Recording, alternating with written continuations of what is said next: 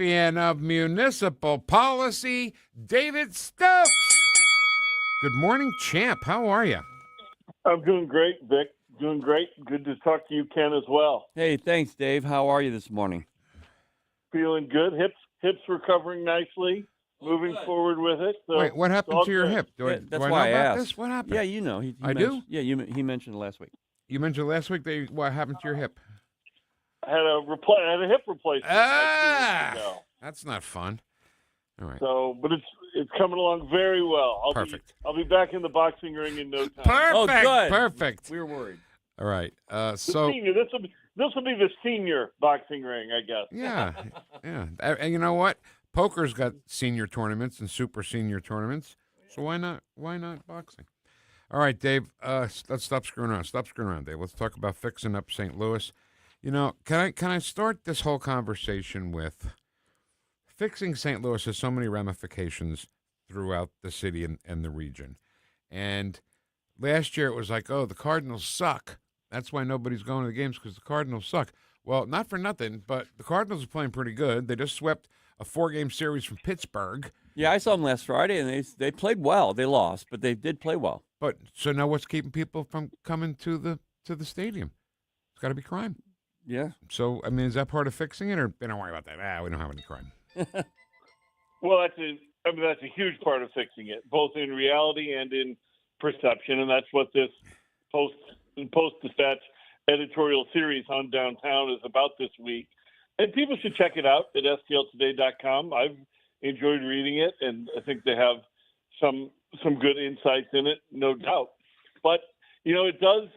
You do get tired of people trying to tell you there's no. The crime thing can be overblown in areas like downtown. It's true. Like, I go to Cardinal games and I don't feel dangerous as I go to a Cardinal game, but also if I was just walking around downtown myself on a night where there wasn't a Cardinal game going on, I probably would not feel so safe because it's so empty down there. That emptiness has that bad feeling to it. And it's all downstream of crime. I don't know if crime is keeping people from going to Cardinal games or not. I mean, crime was bad in the city of St. Louis a couple of years ago when the Cardinals were still practically selling out most games. So I don't know how it's directly related to crime or not. I happen to think that Cardinals attendance is not particularly related to crime, although it certainly probably it is related to just a general desire to not go downtown very much. Yes, that's absolutely right. But whether it's crime or just there's not much to offer down there. And this whole series in the Post is about how do you bring that back? And I don't know. And I think people think it's going to be a lot easier than it is. And I think they also think that the downside of a struggling downtown is worse than it is. Like, to my mind, if the center of downtown, if the center of the economy moves to downtown Clayton, like, I don't know why the region is really hurt by that. I think people say the region will never advance without a successful downtown, but nobody actually demonstrates it or proves it. So, and that's my main point. That's my main point there. Like, I've come in the last few years to the realization that I think the St. Louis region can be fine if downtown is mostly for sports and government and the business and the courts. There will always be business downtown, but I don't think we need some thriving, vibrant downtown St. Louis for the region to succeed. I just don't, and I'd say the last decade or so has shown that. Dave, you mentioned perception, and that's what I was experiencing last Friday, because we went down there, and even though we were down there, I used to think, oh, okay, $10 for a parking space inside a parking garage, I can do that. It's $40 now. And I'm not parking my car on the street. I carry firearms, and I put them in a trunk in a locked box. But I'm not going to, and I'll park that in a parking garage, but I am not parking that on the street. So, there's individual reasons why people aren't going downtown, and I think that really is a part of it, not just because of the Cardinal game, but I'm saying just in general, unless you're going to pay $40 to go park, I'm not parking my car on the street. That's all I know. Right. And, so many restaurants have closed. So many businesses have left. You look at the Post-Dispatch is doing this editorial series this week. And again, it's good and people should check it out. But if you go to the Business Journal, their website, every other day they have a new story about a business leaving downtown for Clayton or Chesterfield or wherever. Like it's not getting better. And every time a business leaves, there goes the tax revenue that they take with it. And so the Post, their story yesterday was about downtown infrastructure and how they need to repair the streets and the potholes and the sidewalks and all that.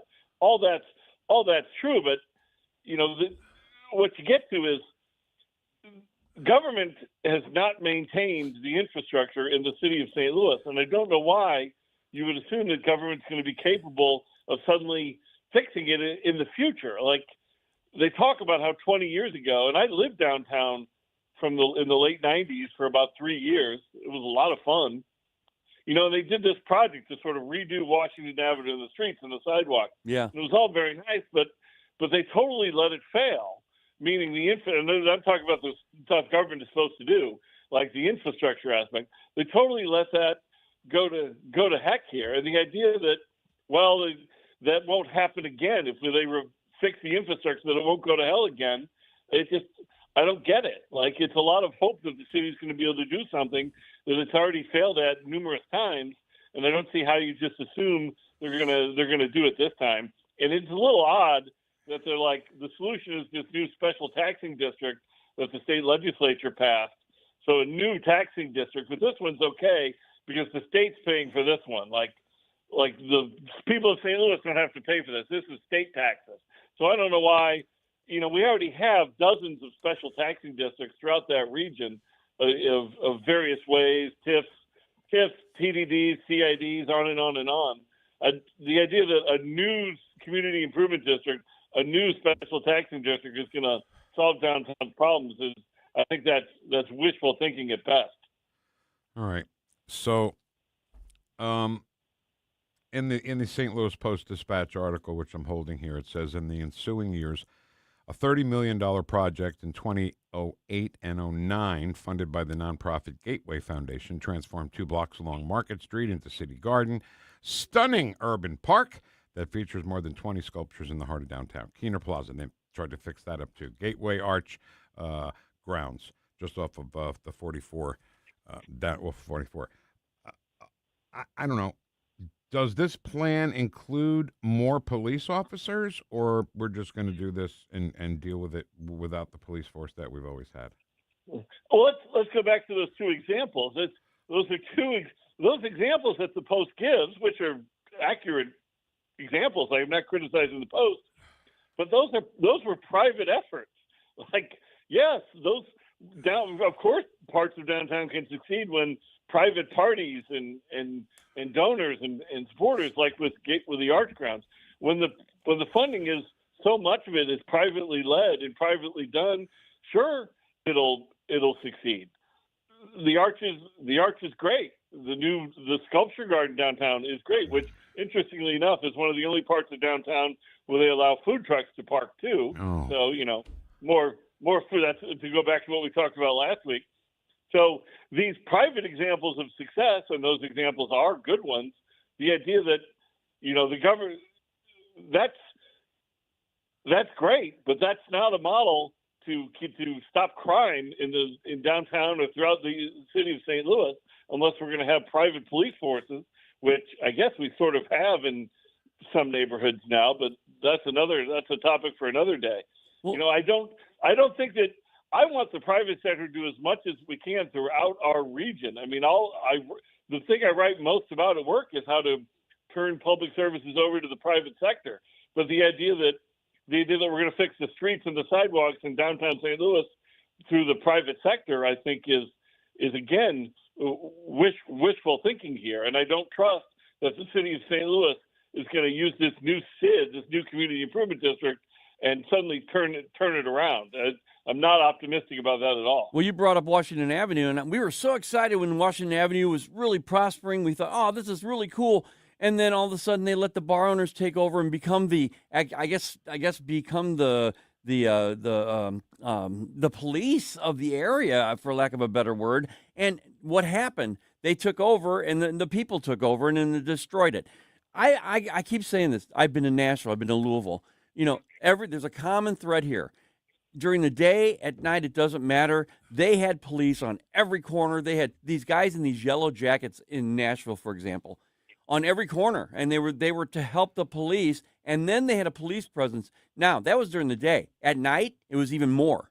I mean, this happened in Nashville, and when I went to Louisville, I walked around Louisville at night. There's lights everywhere. There are people walking around, and there are police everywhere. There are, and bachelorette parties. There's bachelorette parties everywhere down in Nashville too. Those girls What's wrong with that? They'll call the cops on you committing a crime in downtown Nashville in no time flat. Right.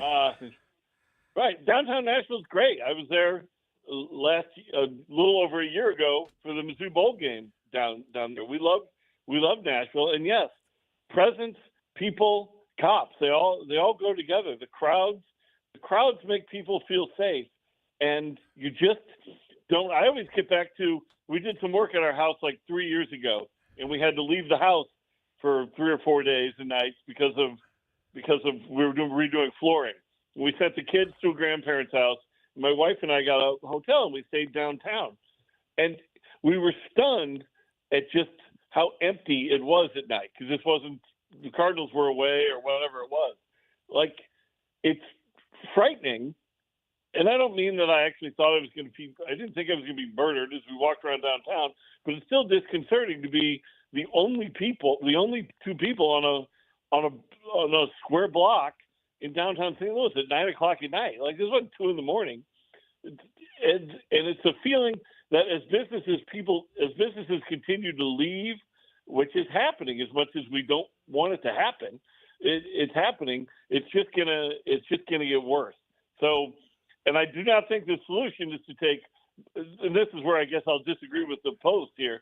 The solution is not to take tax dollars from everybody else in the state of Missouri and throughout St. Louis County and redirect it to subsidies for downtown St. Louis. No, you hate That's the just subsidies. not the solution. That's what we've been doing for decades. We've been doing exactly that for decades and decades and decades, subsidizing everything in downtown St. Louis, and it's failed. And I don't think repeating that cycle is going to work. All right. So in the couple of minutes, well, actually a minute we have left, Dave, if you have any thoughts on Ray Hartman, I'm sure you've run into him from time to time throughout the years. Floor is yours for 60 seconds. Go ahead. Well, I didn't really know Ray very well. I did have the pleasure of going on his radio. He had a radio show at KTRS for 2 or 3 years. I'm probably going back about 5-6 years now. And I was a guest on that show several times, talking about various things, some of which we agreed on a lot, and some of which we would have disagreed on. But I always had a really good time on his show, and he was whether he agreed with you or not, whatever it was, and I recall agreeing with him, whatever we were talking about at the time. For a few times we really agreed, but he was always really nice and friendly and a good host. So I always enjoyed going on his radio show when he had that. And certainly just tragic and so sad what happened to him. It's a real loss for journalism and commentary and everything in the St. Louis community. So again, I didn't know Ray very well, but when I did know him, he was so nice and so friendly. So definitely going to miss him. All right. Terrible way to die. A tire crashed through your windshield and kill you. All right. David Stokes, heavyweight champion of Municipal Policy. David Stokes! I was scared.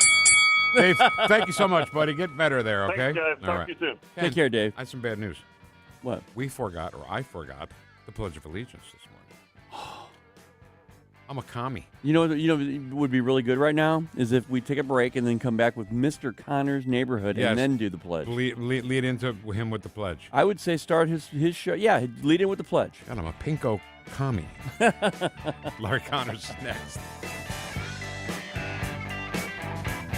Stream the Vic Porcelli Show at NewstalkSTL. The Vic Porcelli Show. As President Lincoln said, what, do you have a cough due to cold? Made in St. Louis for St. Louis. It's NewstalkSTL. All right. Chris Cooper, from Serenity Wealth Management is the guy to talk to if you have any concerns. Because, do you have a will? You got a will going? Well, Chris can help you with that. And he also, by the way, in that will, wants to make sure that you leave money to the right people. You don't want to have your whole family go there to the reading of the will, and the lawyer says, and I leave my fortune to the government. No, you don't want to do that. I leave my fortune to the medical or care community. No. They're good people. It's just they cost a lot of money. But if the guy says, oh, when I leave my money to my children or this charity, whatever the charity is that you like, then that's what Chris wants to help you achieve. Also, not to mention, to have that retirement that you deserve. I love that he uses the word deserve. Now, Chris Cooper, he's made so much money writing books, hasn't he? No. What? Not. He's got 3 books. Not a penny. Not a dime for any of them? No. So take advantage of Chris Cooper by getting his books. One's called The New Holistic Retirement, the other Tax-Free Strategies for Long-Term Care. Get either of those at SerenityNowTax.com. And The Business Owner's Playbook for Financial Clarity. You can find that at SerenityNowBiz.com. For free. For free! Radio show Sunday mornings. All my girls are on the show with him. And it's a big feature of Fun with Finance, Vic. Yeah, but all the girls that oh my girls. It's part of the Fun with Finance. And they haven't been here since, I think he's just... No, I think we're going to have Diane soon, very soon, Is from that Charlie right? Stop Bakery. Yeah. She's going to have to answer some questions. Okay. Serenity Now, Chris Cooper. Investment advice offered through Fortis Capital Advisors. Serenity Now! Live and local. Well, here's what's on my mind. I think I got the solution to immigration. News Talk STL. News, analysis, opinion. Spring is here. It's time to tee off at Sugar Creek Golf Course in High Ridge. Experience one of Jefferson County's premier courses, nestled among picturesque rolling hills. Whether you're a seasoned pro or just starting out, you'll love the lush fairways, challenging holes, and friendly atmosphere. Make your next round unforgettable at Sugar Creek Golf Course. Open to the public, but you can also become a member. Just log on to sugarcreekgolfcourse.com for more information and tee times. sugarcreekgolfcourse.com.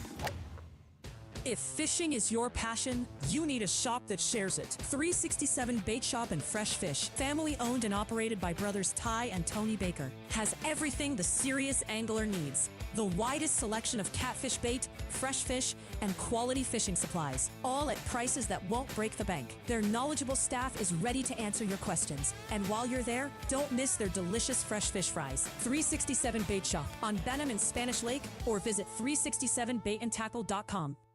When the storm hits and a tree comes down, you need someone you can trust right now. OLI Outdoor Services in Godfrey is on call 24/7 for emergency tree removal, trimming, stump grinding, and land clearing. Serving Illinois and Missouri with licensed, insured professionals and over 200 years of combined experience. Tree removal starting at just $2.99. Free estimates, plus financing.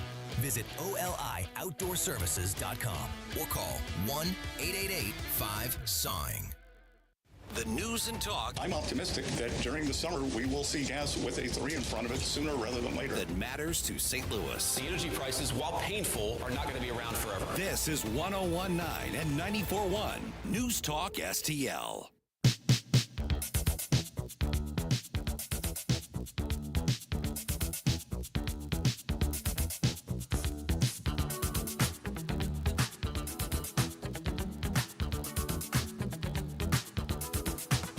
Talk lines are open now at 314-912-1019.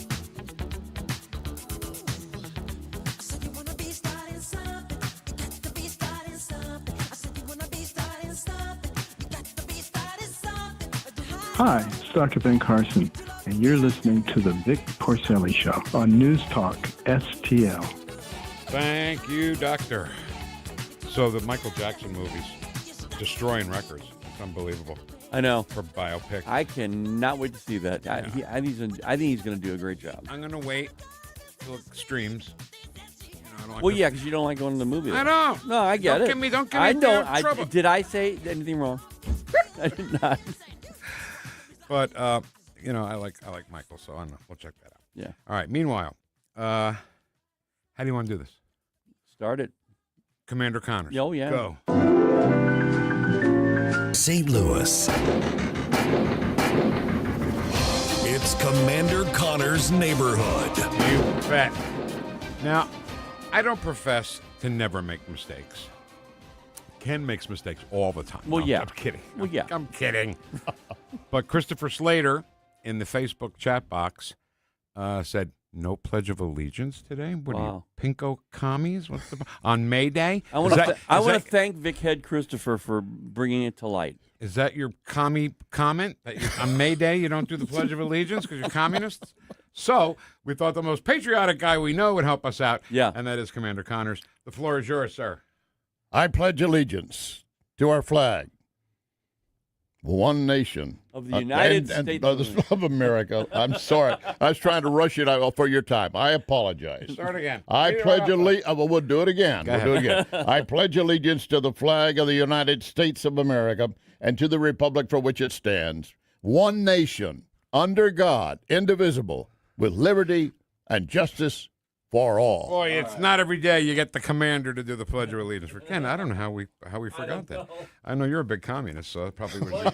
That's probably what it Yeah, was. it's May Day, and Today's it's May the Communist Day. Party. Today's Normally May Day. they're rolling the tanks and missiles through Russia. All right, so, President Trump picked Pete Hegseth to be his Secretary of War. And, God, the left, they're just so disingenuous. Oh, a Fox News host. They called him a Fox News host. Like he never picked up a gun or he never served. Yeah. Same thing with Judge Janine, Yeah. right? She's a U.S. attorney in Southern District of New York. Oh, she's a Fox News host. Oh, yeah, right. She wasn't a prosecutor for 30 years. Right, you know? right. So, Hegseth, you want to play that? Yeah. Hegseth was getting grilled by the Senate yesterday and the House the day before that. And this one's very interesting because of the things that they say to him. I hope you appreciate how reckless it is. When I said reckless, feckless, and defeatist of congressional Democrats at the beginning, that came after watching you say the same thing on CNN this morning, a quagmire. My generation served in a quagmire in Iraq and Afghanistan, years and years of nebulous missions and utopian nation building that led us to nothing. The way you stain the troops when you tell them 2 months in, Congressman, you should know better. Shame on you. Calling this a quagmire 2 months in. The effort, what they've undertaken, what they've succeeded, the success on the battlefield that could create strategic opportunities, the courage of a president to confront a nuclear Iran, and you call it a quagmire, handing propaganda to our enemies, shame on you for that statement. And statements like that are reckless to our troops. Don't say I support the troops on one hand, and then a 2-month mission is a quagmire. That's a false equivalation. Who are you cheering for here? Who are you pulling for? Our troops are doing incredible work. They've done incredible things for the entirety of this mission and achieved incredible battlefield successes. And you sit there and go on TV for your clickbait about quagmires. It undermines the mission. Your hatred for President Trump blinds you to the truth of the success of this mission and the historic stakes that the president is addressing, which the American people support. Iran's been at war with us for 47 years. You want to talk about a forever war? For 2 months, this president has stared them down. He's going to get a better deal than anyone ever has and ensure that Iran never has a nuclear weapon. I know the American people support that mission, despite your loose talk and words like quagmire. Giggity. You know, I think he was in part addressing, if I recall right, Massachusetts Congressman King, because he'd said this. I don't understand. We had to bleep his words. You guys aren't even doing anything. That is an attitude that the Iranians are counting on. Yeah. They keep counting that this political pressure will continue to build and that Trump will finally decide, well, I guess I need to pull out, back us off a little bit. And General Jack Keane has also addressed that. And he made it very clear as well, you know, we need to finish what we started. The blockade is working. It's putting pressure on Iran. But you can't reason with the Iranian regime, whoever is leading it, because they don't care about their people. If their people are suffering, let them suffer. They don't care because they're not suffering. So here's the thing, Larry. The Gillibrand, Senator Gillibrand from Right. New York, yesterday she said there is no indication that Iran would have attacked us. Right. I'm like, really? Do you really believe that? Or are you just that disingenuous that you would root against the troops and the president and the Secretary of War just because you're a Democrat? it's the Trump hatred where they hate Trump so much they don't love America, and they would rather make remarks like that, and every remark like that emboldens Iran to hold fast and not yield. They're not going to come to the peace table. They're not going to offer anything new. They're not going to pull back on anything as long as they've got their parrots and their propaganda machine inside our nation, sitting in the Capitol and across the land. Somewhere around 150 military leaders from the United States military gave Pete Hegseth an A+. Hey, I say that is a good testimonial for a leader like Secretary of War Hegseth. And the recruitment is up 30+%. In fact, they're having to delay and roll some over for budget purposes. They can't take all of them. So why do they talk about a draft on the left? Yeah. If we're turning people away, why would we need a draft? You don't right, need it. Right. We when we got rid of that, Nixon did that. When we ended that, you're leading with a lot of people that you want to serve your country. And some of them were doing it. Be honest, it was an economic advantage for them. They couldn't earn anything in any other job, so they went in the military. And then it became their life and career. And they have, for whatever reason, they have paid a great debt to our society by serving and making themselves available. Yeah. There's no doubt about it. And, the phrase all volunteer military, right, I think really means something to us and to the rest of yes, the world. It does. I mean, you still have to register with the Selective Service, but we don't draft. We're not going to conscript. We don't need to. There was one thing he said in there that just sticks out to me because we talk about it almost ad nauseum. Okay, it's about the media. Whose side are you on? Yes. I mean, because we're not exaggerating here. No, Mr. Connors. I'm not either. Yeah. You were in the media, but it's a fact. It's so disgusting. We're an independent major market station that's leading the way, and we're independent. We can say whatever we feel is right.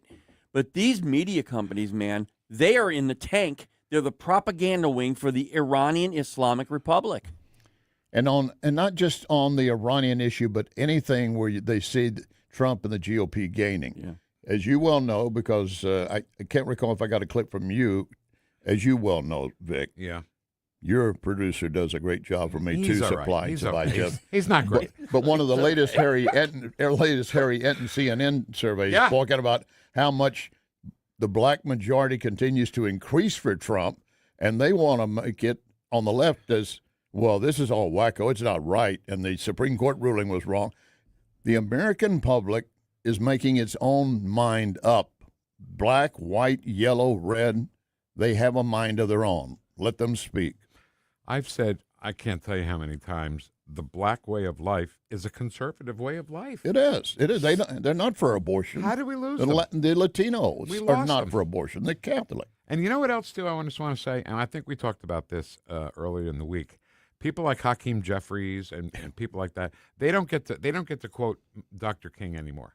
You don't get to quote him anymore and steal him from us, because Dr. King, I'm pretty sure, said he wants to live in a world where his 4 little children are judged not by the color of their skin, but by the content of their character. And DEI and all that crap goes exactly against what Dr. King said. He said, hey. You better watch how you talk when you talk about me. Then you got to worry about that. I'm sorry, go ahead. I didn't. That was it. Just watch when you talk about me. King said, hate will not drive out hate. Only love will drive out hate. Yeah. I think Avita said something close to that, too. Yeah. How much time you got with us? For you? Well, I'm doing the noon show today, so I'm pressed on the backside on getting some things ready. Let's let him get at it. No, I'm not. What else would you like me to do for you? No, can you? I got this thing Shuffle on my cards? back. Can you just get this itch? I was going to say, if we could take a break and you want to stay over and stay the next break with us. All right, let me try to do, I've got things I had one of my guests drop for the noon. Let's just let I apologize. That's all right. So, Larry Connors, USA at noon. Commander Connors' neighborhood. So, no Jamie today, no lickety-splickety, but you'll have the commander with you in between noon and 2. That's fair, I think. Oh, I think it's really fair, but let's go over with the times that he's going to have his commentary. 12:30, 3:30. You're right. There you go. One of them inside Larry Connor's USA Today. Yeah, Jamie is taking a well-deserved vacation, so I'm happy for him. He is. No three-martini lunch, but I've got plenty of vodka and tequila available. There you go. How long is this vacation of his? Whatever he wants. Oh, my God. Jamie Allman. Wow. Good to be the king. No kidding. All right, that is Commander Connors on 101.9 and 94.1 News Talk STL, number one for live and local conservative talk.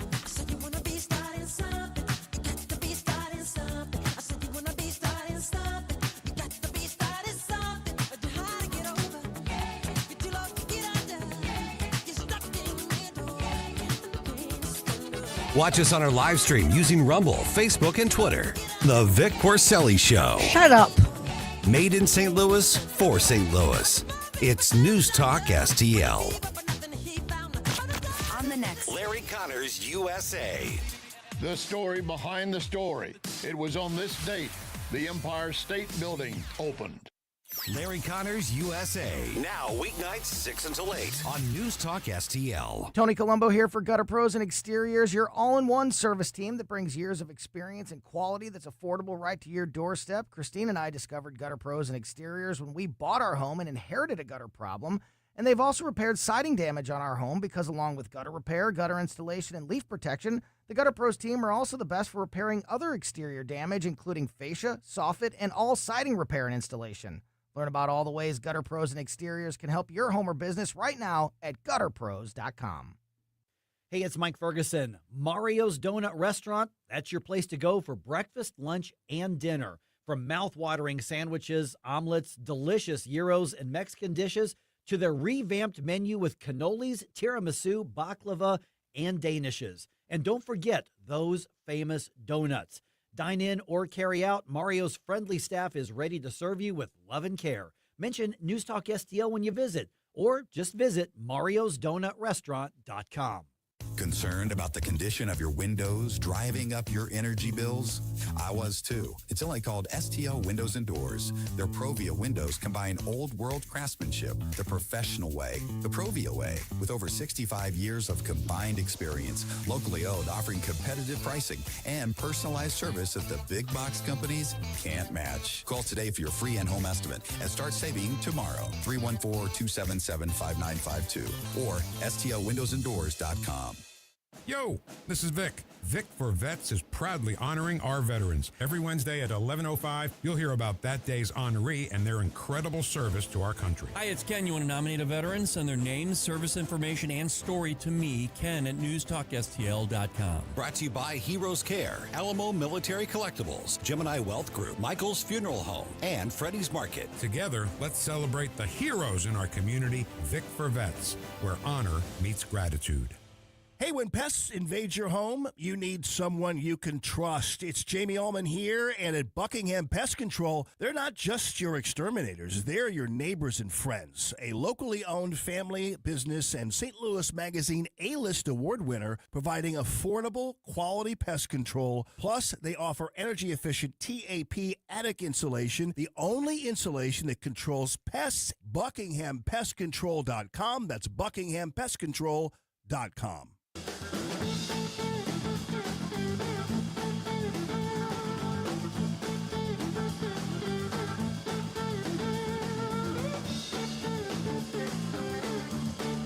Talk lines are open now at 314-912-1019.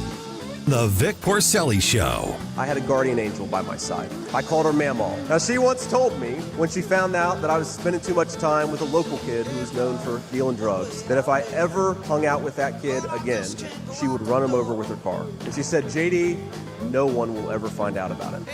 Made in St. Louis for St. Louis.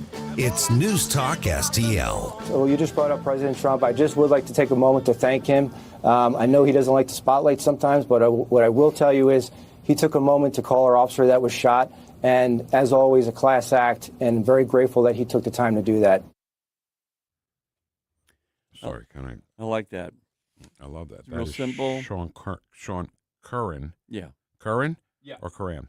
Curran. I think I'd say Curran. Sean Curran is the current head of the Secret Service. Ken, have you seen the? Because I have to make an apology here too, by the way, because They've enhanced, they've had extra video, different angles of last Saturday night at the Hilton where this guy tried to kill President Trump. And I made a big mistake, and I apologize. You know what we used to call, what they were calling the magnetronic thing, whatever the hell it was? Yeah. We used to call it a metal detector, right? Right. They got to have a different word for it. So I thought... Seriously, I didn't know that. I didn't know what you were saying. I thought there was just this new device that I never knew had ever heard of. Well, again, because that one Secret Service guy that's leaning on this thing, I thought that was the magnetron because they made a big deal out of it. Right. And now this new angle, it's the same thing as a metal detector. It's a metal detector. God, I don't know why everybody's got to be so... Right. So just a couple things. One thing is that guy was leaning on the thing that I thought was the magnetronic thing, and he wasn't looking in the direction where people would come from. Yeah. That make sense? Yes. He was looking to his right, and people were coming into the place from his left. And this guy ran right by him and scared him to the point where he went, oh, and backed up and drew his gun. Yeah, I don't think he probably sounded like that.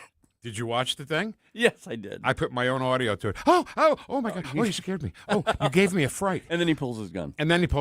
My thing is, he should have been looking the other way and then football tackled this guy. You know when a guy's running and they just jump at his legs and take his legs out and that's how they tackle him? Yeah. That's what this guy should have done to begin with. This could have been a blessing in disguise because think about it. This guy was armed and he was actually cocked and ready to go because he did shoot the gun.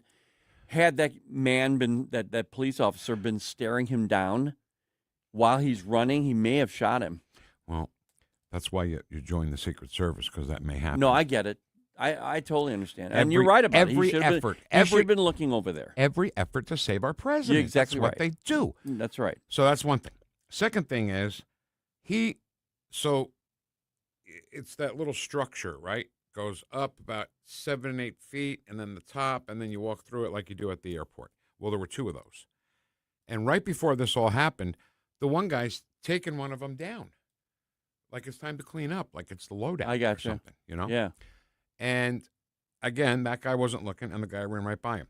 Now, third thing was a dog smelled the guy and was going towards the room that he came out of. And the Secret Service guy just pulled the dog away. Now, I'm not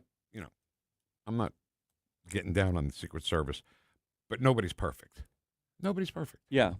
The dog was like, hey, he's in here. So you gained all this by watching that video? The new video. There's new video. Oh, okay. Not that grainy one. This is color. Everybody, this is the Porcelli perspective. It really is. It's just, I don't know. I don't know what it's like to be a Secret Service guy. I don't know what the protocol is. I don't know what the employee handbook says about being a Secret Service guy. But I would think that looking in the direction where people are coming is part of the protocol, right? Yeah. So you said if he was staring that guy down, the guy might have shot. That would have got him shot because the surrounding Secret Service guys would have been all over him. Drawing big their gun, time, yeah. And he would have been dead. The dog, never question one of those dogs, ever. No, I agree. You know how that works, right? The dog goes up if they're suspecting drugs or something. Yeah. The dog will go up to the car, and if the dog sits, like if you tell your dog to sit, I don't know, does Rudy ever sit? He does for treats. Oh, he'll do anything for a treat. He'll talk. He'll recite He'll do card tricks He'll for recite the treats. Constitution for a treat. Constitution. So that's how the dogs are trained. When they smell what they're after, they sit immediately. And that's how you know there's drugs in the car or whatever, you know. And the dog sat. Where the hell were we? We were just this past week. Caddy and I were sitting somewhere, and one of those dogs came up. Where were we? I don't even remember where. It's your life, man. I can't keep track of your life and my life. I can't even keep track. But anyway, a police officer had a dog and walked past us and let the dog sniff us and then walked away. I don't know what it was for though. I can't remember. Oh, it was a Cardinal game. Okay. We're at the Cardinal game. Okay. And we're eating a hot dog. We're just sitting at one of those tables off to the side, and all of a sudden this cop comes up with the dog, and I'm like, okay, go ahead. You know, we had nothing to hide. Dog's like, is that hot dog? Right. Well, See, that's what I was worried about. He sits down because he wants a hot dog. That's what my dog would have done. And then it was like, okay, let's take it away, guys. Sally, I got to tell you, Sally is the same thing. If I walk into the living room and she's in that good sit position, she wants something. She wants a treat. Yeah. She wants to go out. She wants to play. She wants something. They don't just sit for no reason. No, you know what Rudy does, and he's up on the screen. What Rudy will do is... That's a sit. That's a sit, yeah. Well, he's probably getting a treat there. He's getting ready to get... And what he'll do is if I delay it at all, he'll just go... Oh, yeah. Yeah. All right, let's go. Mhm. In other words, that's his word. That's how Chino is. Yeah. The illegal alien in my house. I said, Chino, you want a treat? Puh. Puh. You stinking Don't treat. want your American treat. Looks like a quarter pounder. All right. So anyway, I think the Secret Service within the ballroom did a great job. Fabulous job. And if you want to know what it's like to be a Secret Service agent, that one guy that stood right in front of President Trump, facing the crowd back to President Trump, he was ready to take a bullet if it happened. Yeah. And that's what, Ken, that is what was going through his head. There's no doubt in my mind. Right. No, 'cause that was what his goal was. I mean, just he's protecting the president. And bottom line here is, whatever did happen, that any fails that they found, any weak spots, they saved everybody. Absolutely did. And I want to repeat this. I know we said this earlier in the week, that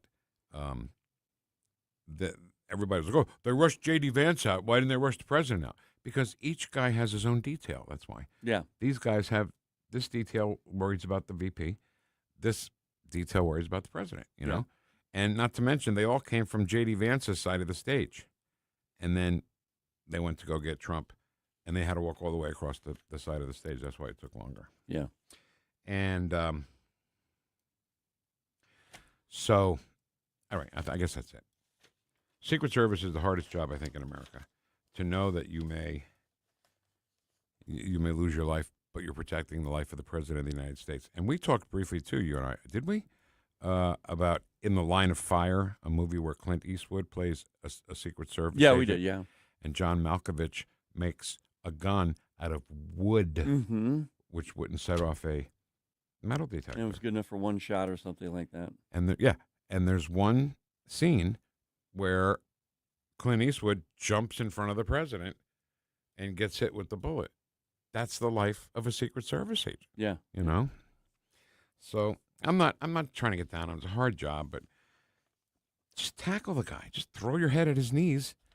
You know? Yeah. Your shoulder at his knees. Well, I promise you there will be double, metal detectors. No one will be taking one down early, and that guy will be looking at that direction next time.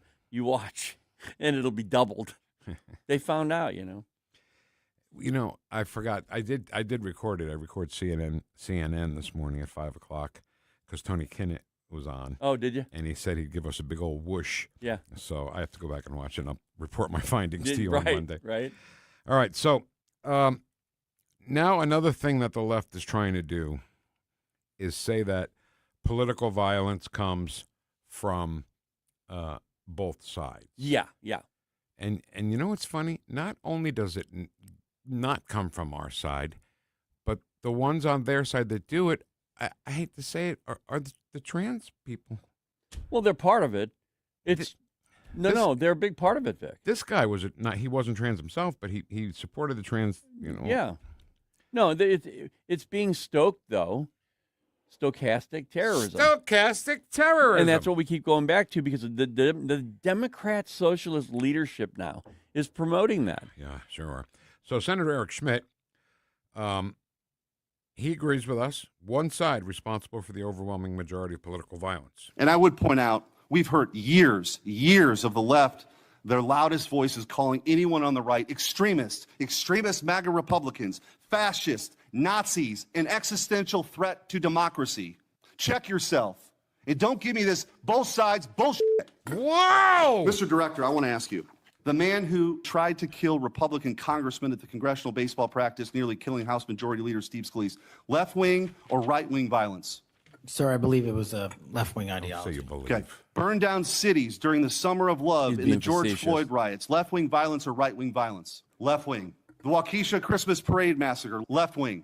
The Lee Zeldin stabbing attempt, left wing. The Covenant school shooting in Nashville, left wing. The Butler, Pennsylvania assassination attempt on President Trump, left wing. The Trump International West Palm Beach assassination attempt, left wing. The Abundant Life Christian school shooting, left wing. The United Care CEO's murder, left wing. Tesla's burned, keyed, damaged, firebombed, left wing. The murders at the Israeli embassy, left wing. The ICE facilities firebombed, left wing. The Minnesota Catholic school shooting, left wing. The anti-white Charlotte and North Carolina stabbing, left wing. The attempted Utah News State firebombing, left wing. And now, of course, the culmination of this vile trend, a left-wing assassination of Charlie Kirk. So don't give me this both sides. If we want to get to unity, let's be honest. Let's be honest. I wasn't quite sure if I edited that or not. Yeah, and you barely did, to be honest. Okay. But we had to know what he said, right? Right. Got a report. So here's the thing, okay? And this is how, Ken, I wish we had gotten on this we have to be on the offensive thing 5 years ago when we started this show. Yeah. Because, maybe our message could get to people, and then they could message America on who does these shootings.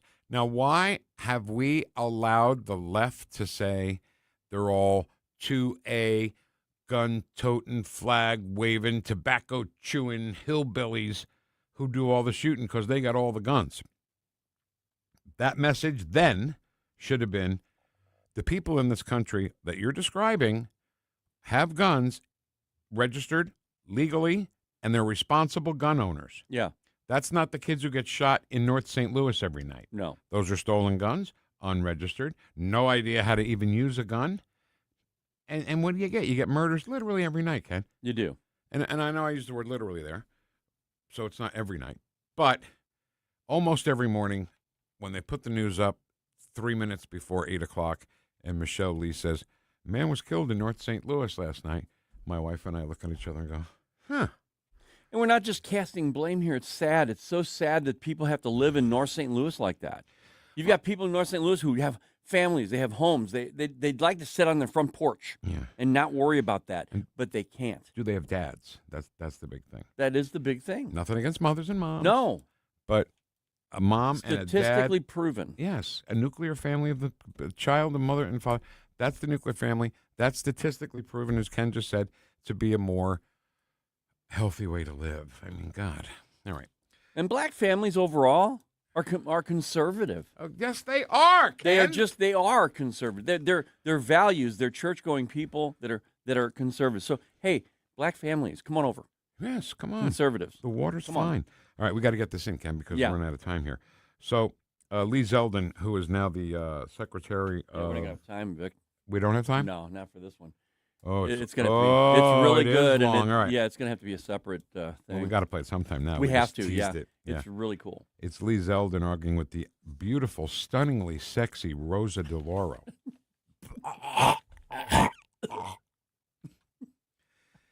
She's yeah. I don't want to say that. It's just. It's not even that. It's just the fact that woman, like other Democrats, has no idea what she's talking about. She's Italian and she's a liberal. Okay. Those two don't go together. That's weird. They don't go together. All right. So tomorrow, Ken Williams. Yes, sir. Hey. What? Stop it. Stop it now. Okay. Tomorrow, Ken. Yeah, Vic. God, they're gonna kill him. The 152nd running of the Kentucky Derby. All right. At Churchill Downs in Louisville.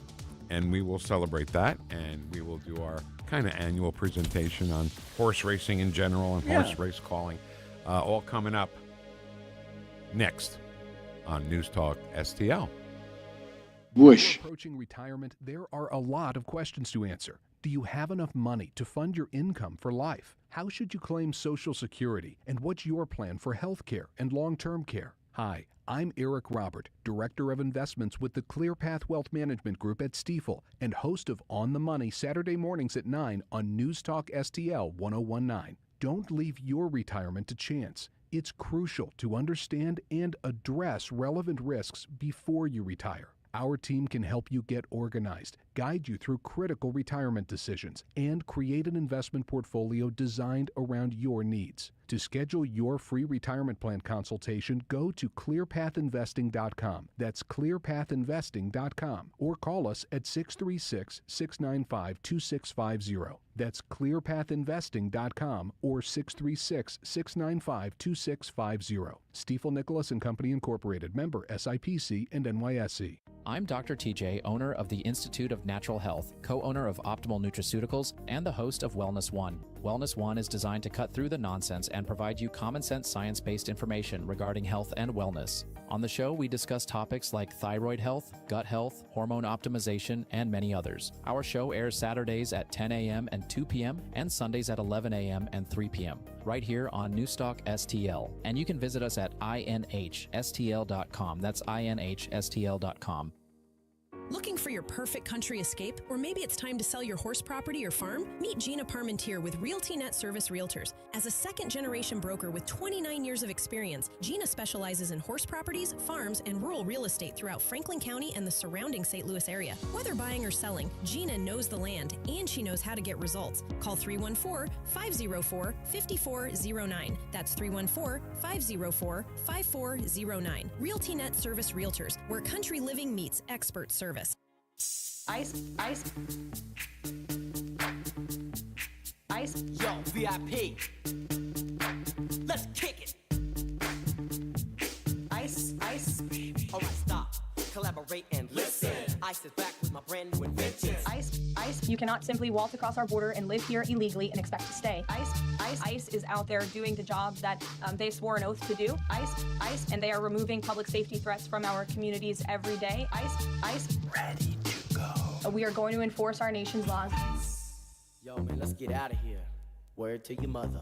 Ice. Ready to go. Ice.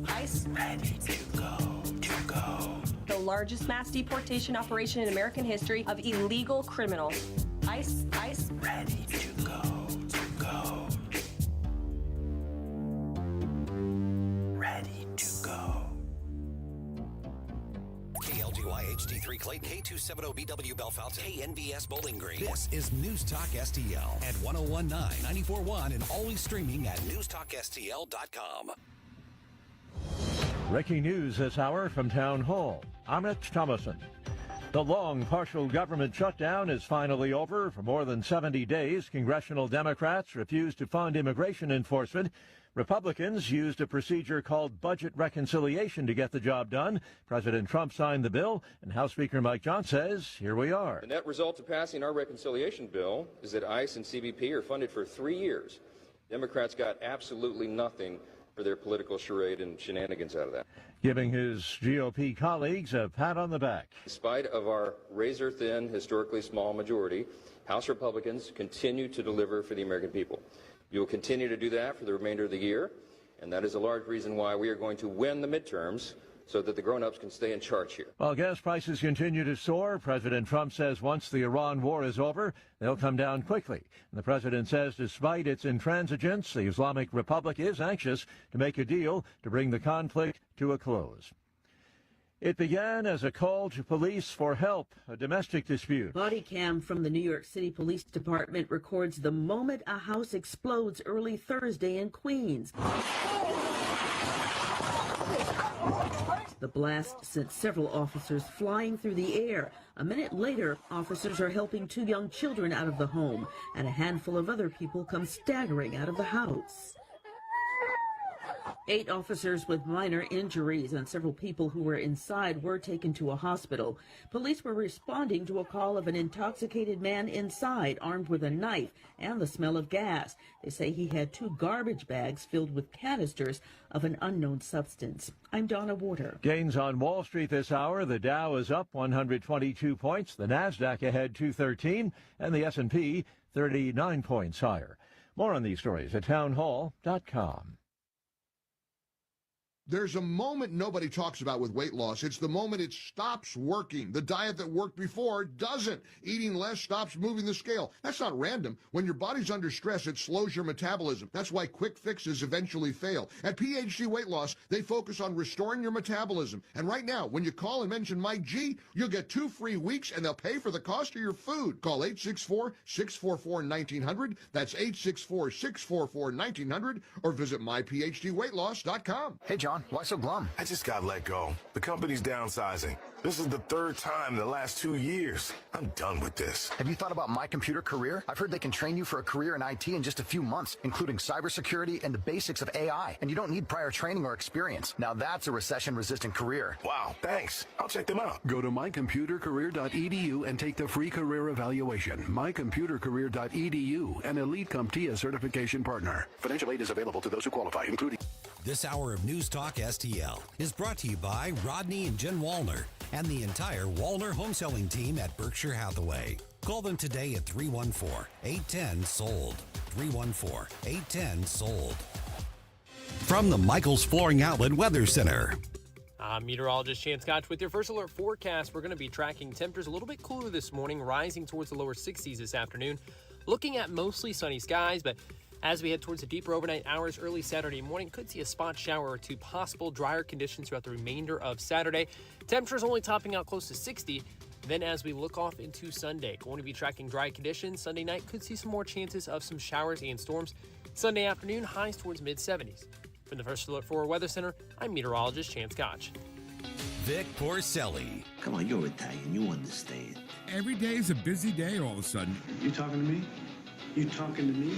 Tough and smart, and I love Italian, so he's definitely Italian. At least I have this show to come and talk about it and let some stuff up. What kind of a show are you guys putting on here today? The Vic Porcelli Show. All right, hour number 2. Ken, it's Friday, for God's sake. It's Friday! I'm so ready for a weekend. But It's going to be beautiful weather, too, from what I hear. Yeah, I know. And then you know what's going to happen? Get out and ride a bike. We're gonna do the whole garden thing tomorrow, I guarantee you. Okay. What's wrong with that? That's nice. Yeah, it's great. You know what I love about that? Because we're going to do the same thing. I get to use like Spotify or something and just crank up all the songs that I love. Crank up Sonia Dada in the garden. Exactly right. Oh, exactly right. All right, so tomorrow is the 152nd running of the Kentucky Derby. Really early this year, right? May 2nd? I don't know. I heard somebody say it, and I was like, no, it's usually like, middle of the month or, second week. Nope. May 2nd, tomorrow. By the way, tomorrow, May 2nd, will be, my mom was born 100 years ago tomorrow. Oh, wow. 100 years. Yeah, you said that about your father, and Yeah. it was like February. Yeah, it happened. Yep, it's crazy. Now, May 4th, just want everybody knows. Your anniversary, right? Yep. Yep. May the 4th be with you. And also with you. But it was an accident. We didn't plan that. Yes, but you it's our 29th. Are It's you our Star 20 Wars fans? I'm a big Star Wars Then fan. you did no, it no, on no, Come no, on. seriously. Ken? She picked a date. All right. Is she a Star Wars fan? Not really. Does she call you a geek because you're Probably. a Star Wars fan? Probably. May the 4th be with you. And if you're a Catholic, you go, and also with you. And also with you. So the 4th is Ken's. May 7th is Jessica and my anniversary. Congratulations. And our birthday dinner will be at Canetto's House of Pasta. Of course it would. Mm-hmm. Waiting for that mob hit to happen when I'm there one time. All right. So and guess what? You're going to have olio. You bet your ass. And they're going to send me home with so much too. Okay, so 152nd running of the Kentucky Derby is tomorrow. So let's set it up with when the horses come to the track. When the horses go, that's the post time, right? And they'll say 20 minutes to post. Oh, okay. When you're at the track, you'll hear because you got to bet on this stuff before the race Right. goes off. So they alert you to, hey, you got to get to your seat. About every 5 minutes or something. Not to the seat. You got to get to the window. Oh, that's right. Yeah. Right? Yeah. So they'll say 10 minutes to post. And in the Kentucky Derby at Churchill Downs, they have like a live-in trumpet player. He there's this little house, little thing that he comes out, opens the door, comes out. It's above the winner's circle. So the winner's circle's here. It's a little bit above that. And he does what's called the call to post.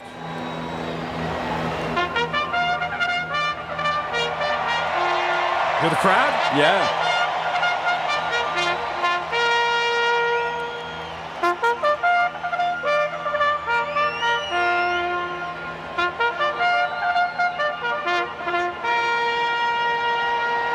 right, so a couple things.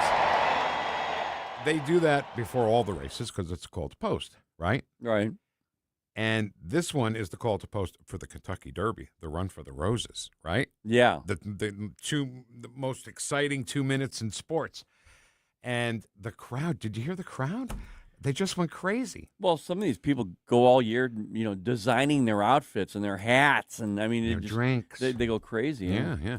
So when they did that, when he does that call to post, the crowd just goes nuts, and I just love the excitement of it. And I've always enjoyed horse racing.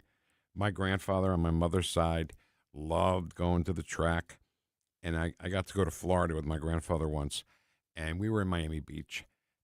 So we went to Hialeah Racetrack, and you can walk right up to the window if you're not old enough with the person that is old enough. And my grandfather talked with his Italian accent, did 7-1-1-7-7-1. Somehow the guy understood what he's saying. I lived close to the Meadowlands Racetrack. I'll tell that story in just a bit. But the Running of the Roses is so exciting. And Tom Callis, oh my God, Larry Colmus will do when you watch the race on NBC. Larry Colmus will do the call, which is a tough thing to do.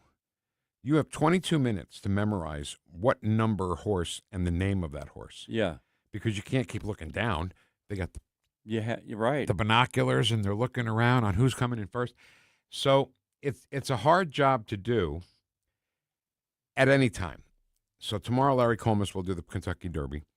Larry Colmus, for 17 years or more probably, was the guy that did that, the race announcer, the horse race announcer at a racetrack in New Jersey called Monmouth Racetrack. And this one particular race was on August 22nd, 2010. So 15, 16 years ago. And there were two horses in the race there was a lot of horses in the race, but two of the horses, one horse's name was My Wife Knows Everything, and then another one was The Wife Doesn't Know. Just by chance, two horses with those names in the same race. So let's pick it up right after the final turn, coming up to the final stretch. Here come My Wife Knows Everything, and The Wife Doesn't Know on the far outside. Little Miss Macho is fourth. They're into the stretch. Lady Mutada, My Wife Knows Everything. Center of the track, The Wife Doesn't Know. Into the final furlong. My Wife Knows Everything. The Wife Doesn't Know. They're 1-2. Of course they are. My Wife Knows Everything in front. To the outside, The Wife Doesn't Know. My Wife Knows Everything. The Wife Doesn't Know. My Wife Knows Everything. More than The Wife Doesn't Know. Woo. He even throws in the woo at the end. That's good. So Larry Colmus gets this race, and there's the horses. My Wife Knows Everything. The Wife Doesn't Know. There's no way he would have thought. I'm sure he hoped that they ran 1 and 2. He may have if he had to know in advance that they were there. So yeah. So Lady Mutada, Little Miss Macho. I've heard that call so many times. I know almost every name of every horse in the race. But my favorite thing is when he says, "My wife knows everything. My wife doesn't know. They're 1-2. Of course they are." Right. And he handled it great. He didn't laugh or anything. He did the whole thing. And to hear him interviewed after that is pretty funny, too, because he realized what was happening as it was happening. Yeah. In his head, he knew this was going to be something.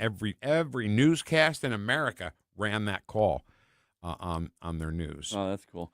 My extent of horse racing, it's not as in-depth as yours, but it was fun altogether. We'd go to Fairmount Park, and we went there, Vic, for the sole purpose of $1 long night on Friday night. Just to my drink. wife and I and friends. When was this? This was years ago. Okay, because I'm sure it's no longer $1 long night. Sure, yeah. But the thing is, Vic, I don't gamble.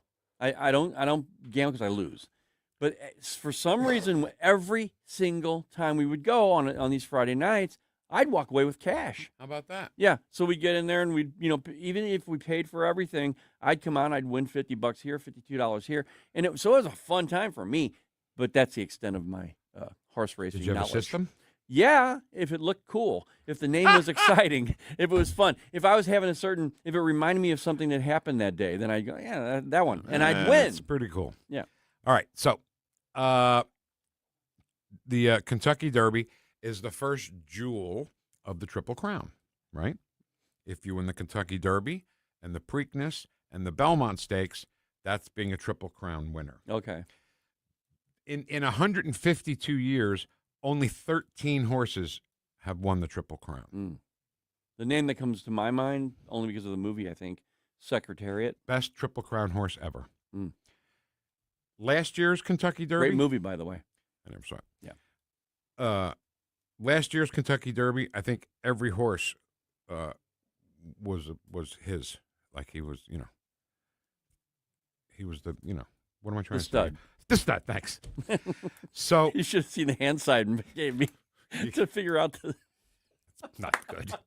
It's not good at all. All right, so Triple Crown. Let's go back to the Triple Crown. Yeah. So only 13 horses have won the Triple Crown. First one being in 1919. That was Sir Barton. And then they're all listed here in front of me. I'm not going to read them all to you. So here's my Ken, where'd you go? Oh, there you are. I looked up, you were gone. We were frozen. Oh. So it's so rare, but yet when I was a kid, there was a Triple Crown winner in 1973, 1977, and 1978. Wow. So I thought winning the Triple Crown was no big deal, until I realized that there was a 37-year gap between Triple Crown winners. Oh, okay. And Seattle Slew. Well, let's talk about Secretariat. Secretariat, in my estimation, is the greatest race. The greatest. Ken, put a picture up on the screen. If you're eating, don't look at it. Don't look at it. Secretariat was the greatest racehorse ever. In 1973, when he won the Kentucky Derby and the Preakness and the Belmont Stakes, he won the Triple Crown. But if you go back and you watch the Belmont Stakes from that year with Secretariat, Ken, he won it by like 30 lengths. Really? It wasn't a photo finish. Yeah. It wasn't he won by a head or won by a nose. He won by like 30 lengths. He was unbelievable, Secretariat. Then Seattle Slew in 77, affirmed in 78, and then a whole bunch of years until 2015 when American Pharaoh did it, and then Justify in 2018. So Seattle Slew and affirmed. Triple Crown winners in consecutive years, 77 and 78. They decided to have a match run, a match race, just the two of them, just the two horses, Seattle Slew and affirmed. We're going to have this race. They were the only two horses on the track. And they started the race, and something happened, and affirmed broke his leg. And they had to euthanize him right there on the track. Really? Well, it was heartbreaking. Yeah, First of all, it's an animal, and I get it. a pet even. I mean, sure, somebody absolutely. Right. They don't call them pets because No. it's part of their life. Right. But it was just so heartbreaking to see it happen. And so, just a quick story. I'm hoping it's going to be a quick story. I've always loved the racetrack. Matter of fact, when I came here to St. Louis, Ken, they're like, "What are you doing today?" We're going to the track. I was like, "Oh, that's cool. We're going to bet on the horses?" No, you idiot. We're going to the car track. I was like, "Oh." Hearing the track, yeah, that meant horses to me. Yeah, my whole life. Oh yeah. So the Meadowlands racetrack opened up in like 1976. I was 18 years old, and I believe you could bet when you were 18 at that time. And Sal and I used to go every night. Every night we went to the Meadowlands. And this wasn't thoroughbreds where the jockey's on top of the horse. This was the harness racing. Oh, okay. When the sulkies, the guys sit in the sulkies. Yeah. And those are like little carts, right? Yeah. That seemed easier to win, I guess, or whatever. So we used to go to that all the time. So I was working at a drugstore that the address was 1107 Broad Street. So I went there and I said, yeah, give me 110.7, right? 1107, you can break it up into 110.7. Yeah. So I bet on it, and it wins. The trifecta wins. And I was like going crazy. And the one TV that I walked by, because there's TVs everywhere, the one TV that I walked by had some kind of problem with it. It looked like $116 is what it paid. And then we go by the next one, and I feel Sal tugging me back by my shirt. He goes, it's 1,116. I was like, oh my God. So I go to the window, nervous and 19, 20-year-old kid, whatever I am. And I go to the window, give my ticket, and then he goes, great, can I see some ID? And I was like, I never carried my ID with me. I'm so stupid. Really? Never. I left it in the Okay. car. I hated the wallet. I hate it now, but I can do it. I'll come tomorrow. I'll bring my ID tomorrow, okay? So we go back tomorrow, got my ID, and I bring it to the window, and I said, here, I got my ID. He goes, oh, that's that big of a ticket you have to cash in before the 4th race or the 5th race. And the 6th race had already been. I'm like, you guys are messing with me, I swear to God. Next night we went there, post time, 8 o'clock, first race. And I said, give me my money. So after taxes, it was like $900. And when you go to the track as often as we did, you have horses and jockeys that you liked, and they won a lot, right? So Sal's favorite horse at the Meadowlands was named Mock Schnell, okay? So we get the program, and Sal goes, oh, my God, Mock Schnell. Put the whole thing on Mock Schnell. I'm like, Sal, I can't put the whole thing on Mock Schnell because I already told my parents that was the problem. I told my parents I won the trifecta for $1,000. I'm like, I said, oh, yeah, by the way, I blew it on Mock Schnell. Right. So I didn't do it. I put like $50 or $100 on Mock Schnell. It did win. And so I would have walked out of there the richest 19-year-old in the place. And that's that. That's all I have to say about that. So you didn't. Oh, so you did win. Yeah, but not. But you didn't put all the money on it. Yeah. If you Did put you figure out- $1,000 on Mock Schnell. Well, did you? Yeah. Did you figure out how much you would have gained? No. I can't do math at my grade level now, Okay. much less that. But it would have been in the tens of thousands of dollars. Oh, wow. Okay. Oh, Yeah.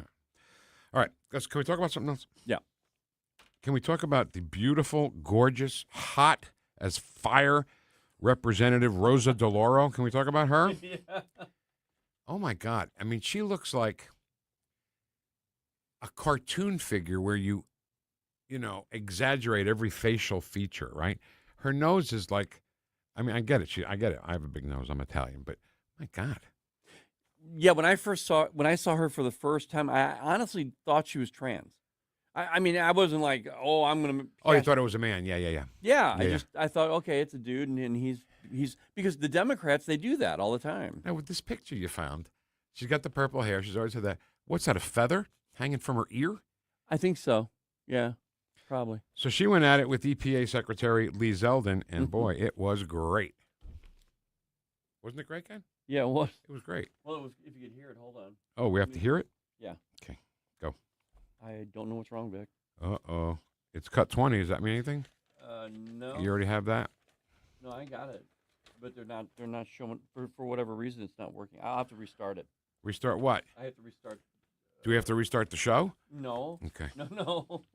I will if you want me to. No, I just had Call Larry. Tell him to come in. By the way, Larry Connors, the commander, is coming in at noon. He's doing the Jamie Allman show from noon to 2. And we already kissed his ass. You know, that's what we do with Larry. So, can we help you with anything? No, I got it all. Ken's great. Whatever. Ken's okay. Yeah, I don't know. Are we going to be able to go to commercials?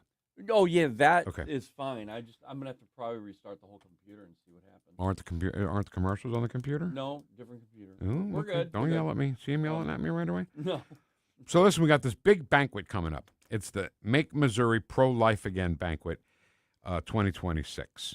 We want to make Missouri pro-life again. I think we had that, and then they were sneaky with the initiative petition, and they had petitions out in front of Walmart. Hey, want to sign this petition for women's health? Mm-hmm. Wink, wink.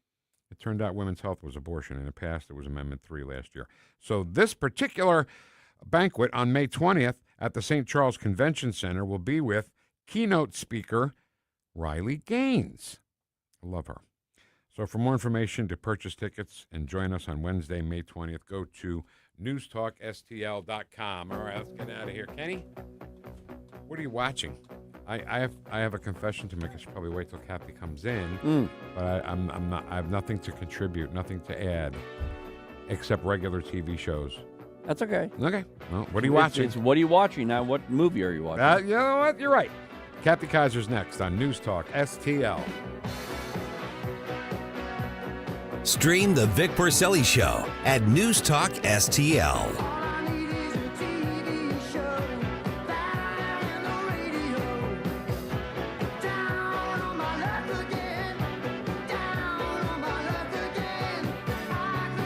Vic and Ken. Ken pushes buttons. Vic pushes the envelope. The Vic Porcelli Show on News Talk STL. Columbo here for my friends at Bluff City Outdoors in Alton. The knowledgeable staff at Bluff City has served the St. Louis outdoor community for decades, and they can take care of all your bow hunting needs, all your trapping needs, all your fishing needs, and more. Plus, while you're there, you can schedule a trip with a local fishing guide and shoot in their archery range. Bluff City Outdoors is open 7 days a week, 1 mile east of Fast Eddie's at 2813 East Broadway in Alton. Follow them on Facebook and at bluffcityoutdoors.com. I know that hiring can be challenging. You sort through tons of resumes and you get too many so-so applicants. You're just waiting for someone to match your role perfectly. Well, now, there's a place where you can meet them fast. ZipRecruiter. Need to hire right away. Start your search for strong candidates. The right fit awaits. Build your team, build it sooner. Meet your match on ZipRecruiter. Just head to ZipRecruiter.com/free right now to try it for free. And you're on your way to meeting your match. 4 out of 5 employers who post on ZipRecruiter get a quality candidate within the first day. So try it now. Go to ZipRecruiter.com/free. Once again, that's ZipRecruiter.com/free. Meet your match on ZipRecruiter. Try it free. Democracy is loud, and on Tuesday, June 2nd, you can be right in the middle of it. News Talk STL is bringing the St. Charles County Executive Primary Debate to Lindenwood University in St. Charles at the J. Scheidegger Center for the Arts. No reservations, no tickets, just show up. Can't make it in person? Catch every word live on News Talk STL from 7 to 8:30 p.m. The St. Charles County Executive Primary Debate on June 2nd. Brought to you by the St. Charles County Republican Central Committee, Mid-Rivers News Magazine, Lewis & Clark's Pachyderms Club, and the Hammond Institute for Free Enterprise at Lindenwood University. Hi, this is Mark Harder with RE/MAX Results, the region's largest RE/MAX real estate brokerage. It is cold outside, but the real estate market is hot. This is a great time to buy or sell a home. Interest rates are also declining, which gives you more buying power. Someday is not a day on the calendar, but today is. Call me at 314-852-8933 for a free custom home buying plan. 314-852-8933. News Talk STL. Whether at home or at work, you're mobile. So when you're mobile, stay mobile. Keep St. Louis's home for conservative talk with you wherever you go. Download the News Talk STL app in the App Store or at newstalkstl.com.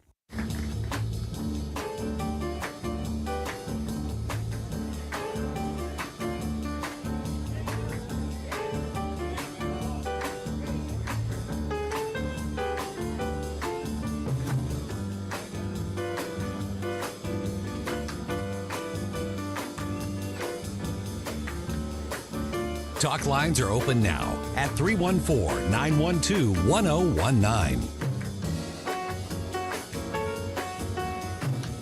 The Vic Porcelli Show. Vic and Ken. Vic smokes cigarettes. Ken smokes briskets. The Vic Porcelli Show on 1019 and 94.1 News Talk STL. Whatever. I go where the in crowd goes. Ramsey Lewis Trio. All right. Kathy KAISER is here from Fox 2 every Thursday, 9 and noon, I believe, is when you do your great thing there. That right? is it. Yeah. You are correct. And this is the little thing we call, what are you watching? What are you watching? Well, what are you watching? What are you watching? What are you watching? All right.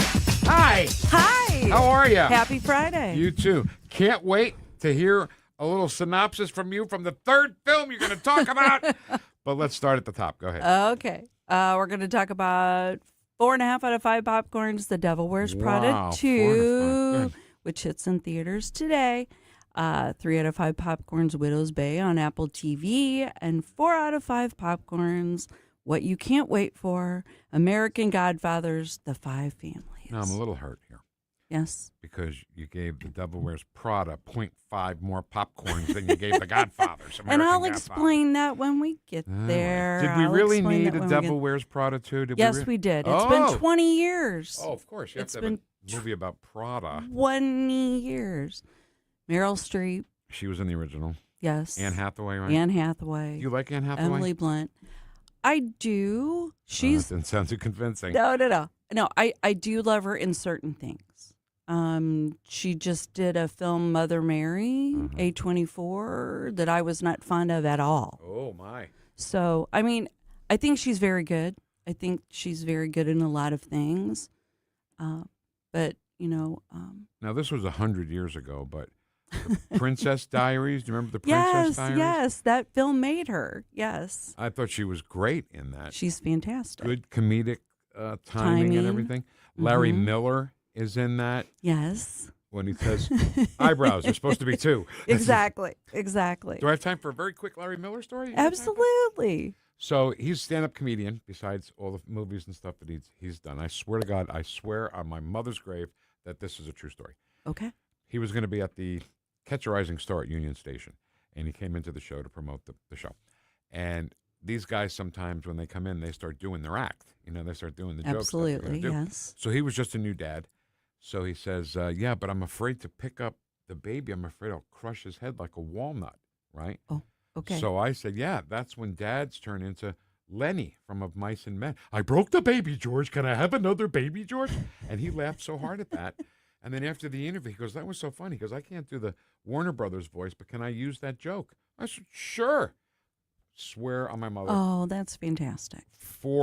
About 4 weeks later, he was on Jay Leno, and he used my joke. Yay! I'm like, "That's Another okay." claim to fame for Vic Porcelli. That one, you know how much money that made? Do you have any idea the fortune I made on that? Mm-hmm. So Anne Hathaway. Emily Blunt. Do you like Emily Blunt? Emily Blunt. I do. I love her in this character. I love her in her action movies. I mean, the girl can do it all. And who doesn't love Stanley Tucci? I was just going to say. And he had a big role in the Winter Olympics. I don't know if you saw any of that. But he would go to these Italian cafes and order cappuccinos and stuff. I thought he's it was so great. Italian. Exactly. And I'm pretty sure he speaks Italian. All right. I don't know if and we go to Milan in this movie. They put him. That's they why put Stanley him there. Tucci's in the movie. Yeah, they let him go to Milan. I can't believe you give 4.5 out of 5 stars. It's a sequel. It's a sequel. Okay. But I've been promoting this movie for literally a year since they said that they were going to put them all back together and we were going to do this. I love the original movie so much. Wow. Because Meryl Streep was such a Bitch. word we can't say. There I you can go. say it. There you go. You said it. Yeah, okay.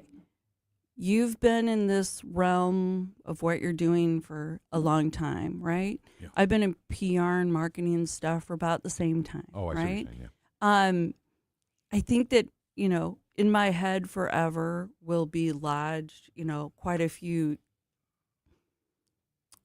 what's the word I'm looking for? The lines from the movie, Yeah.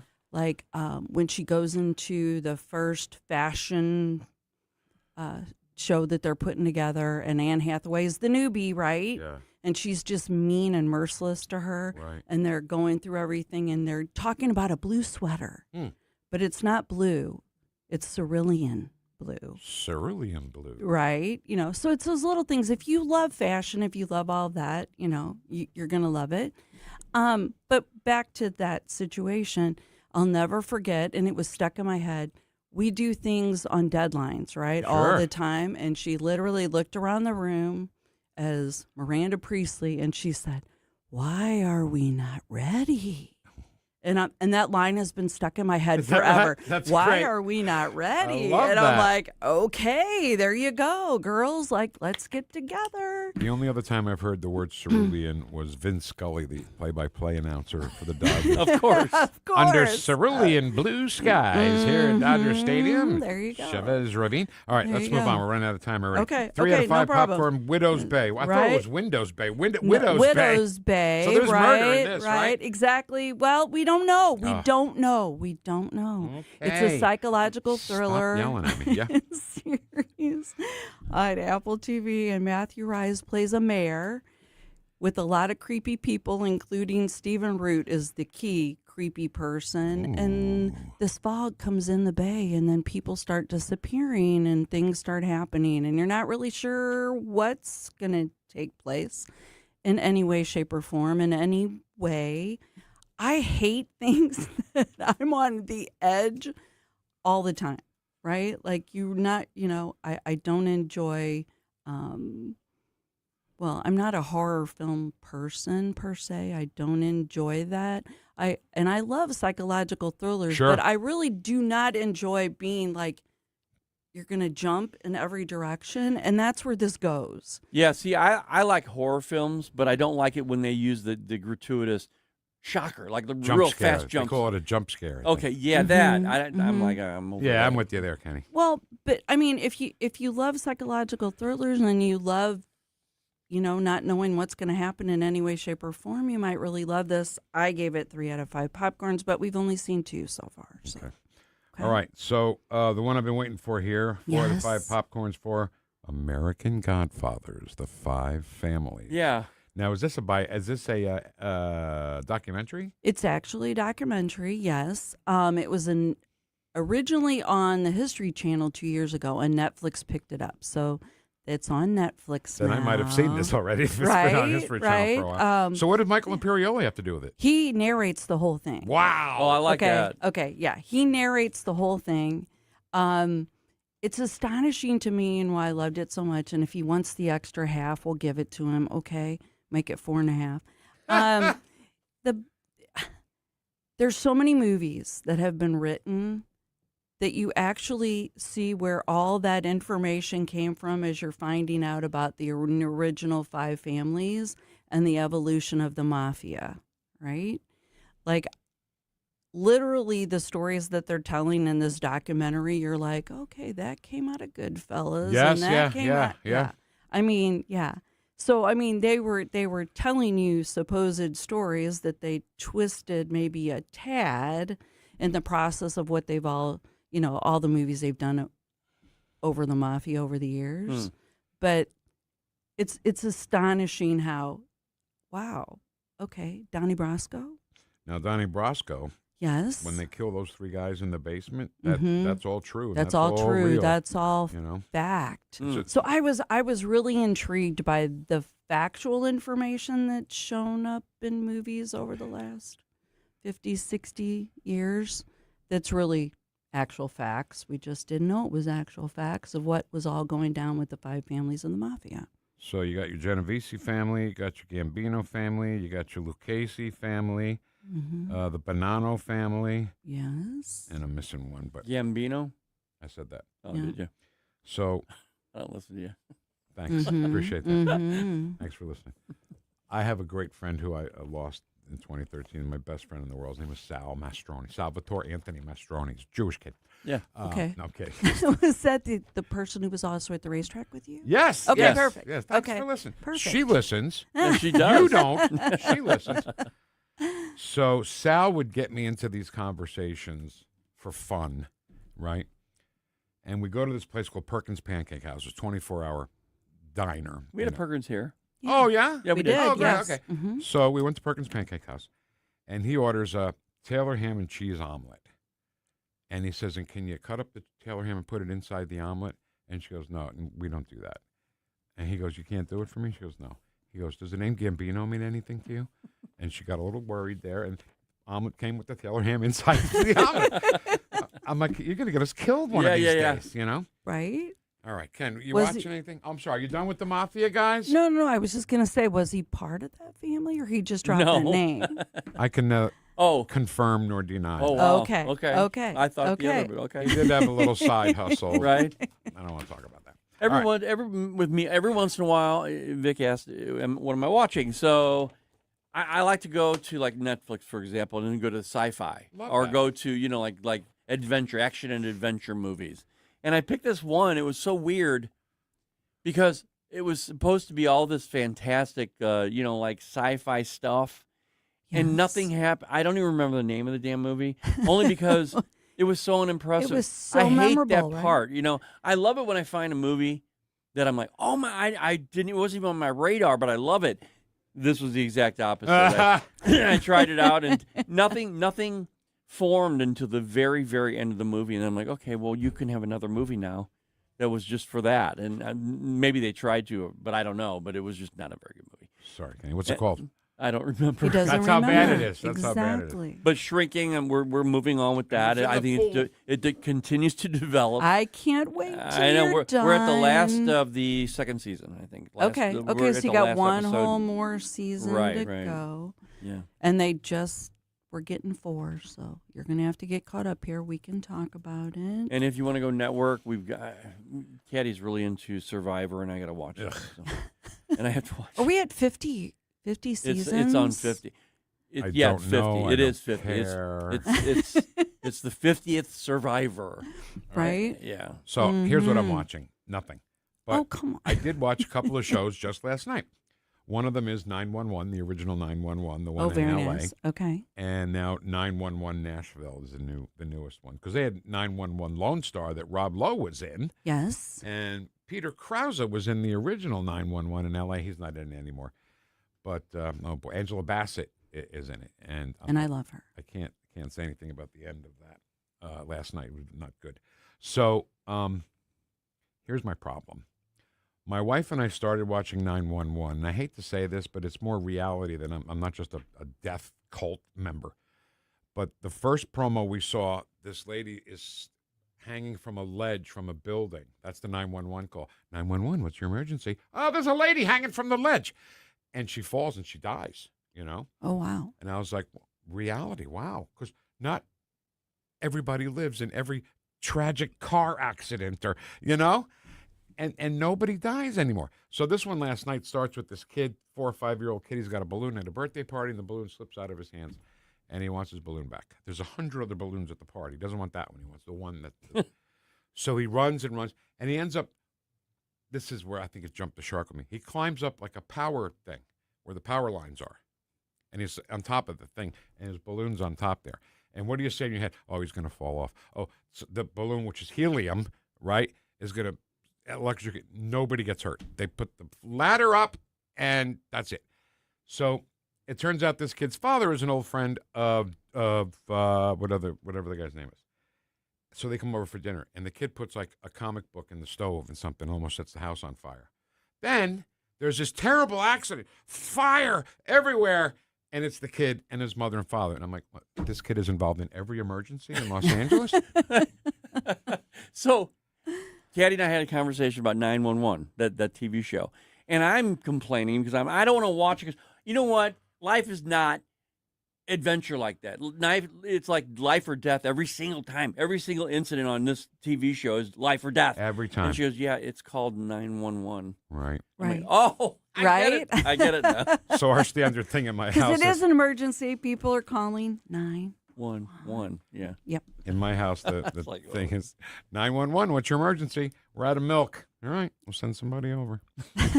About everything, everything that's emergency 911. I broke a nail. All right, we'll send somebody over. All right, Kathy, we love you. Thursdays Love 9 you and noon, too. and we'll keep watching this stuff. Now you got somebody filling in for you in the future coming up. Oh, here? yeah. I think that maybe I offered up my spot. My daughter's getting married in congratulations. September. Oh, that's awesome. And, yeah, I didn't want you guys to not have someone, and Chris Cooper has had me on his show. Another one of my girls. You know. What is it with him? Anyway, I told him I'm going to be gone, and he goes, oh, my gosh, can I really help out maybe? And Now, I did can you ha- do what did are you you have watching this conversation while you had a soda with 2 straws? No. And his wife loves me too. We had a long Stacey's conversation, right? When Chris and his son were on last week before. AJ, yeah. Anyway, yeah, we were out there, blah, blah, blah. She knows an awful lot about like him, Lady doesn't she? does. Right. Diane Wood, Kathy Connor. Well, not that'd be Kathy Kaiser. Chris. Actually, would be the perfect person to take a place if you weren't here. Yeah, He's that's just why I very asked animated, him. and I'm sure he watches a lot of movies. I didn't want you guys to not have someone, and he loves talking about what he's watching. So just took care of it for you guys. Sorry. Thank you. No problem. Thanks, Kathy. What are you watching? Kathy Kaiser. And what is it with the alliteration? Chris Cooper hanging out with Kathy Kaiser Yeah, and Kathy Connor. Oh, yeah. Yeah, there's a lot of alliteration there. I like that. I really like that, actually. I'm in with the in crowd. Wow, we're so late, Ken. I apologize for that. That's my fault. It's Miller time. It is. Next on 101.9, 94.1. Wait, it is my fault? No. Miller time. But it is your fault. Next on News Talk STL. Watch us on our live stream using Rumble, Facebook, and Twitter. Whoosh. It's Friday! The Vic Porcelli Show. Made in St. Louis for St. Louis. It's News Talk STL.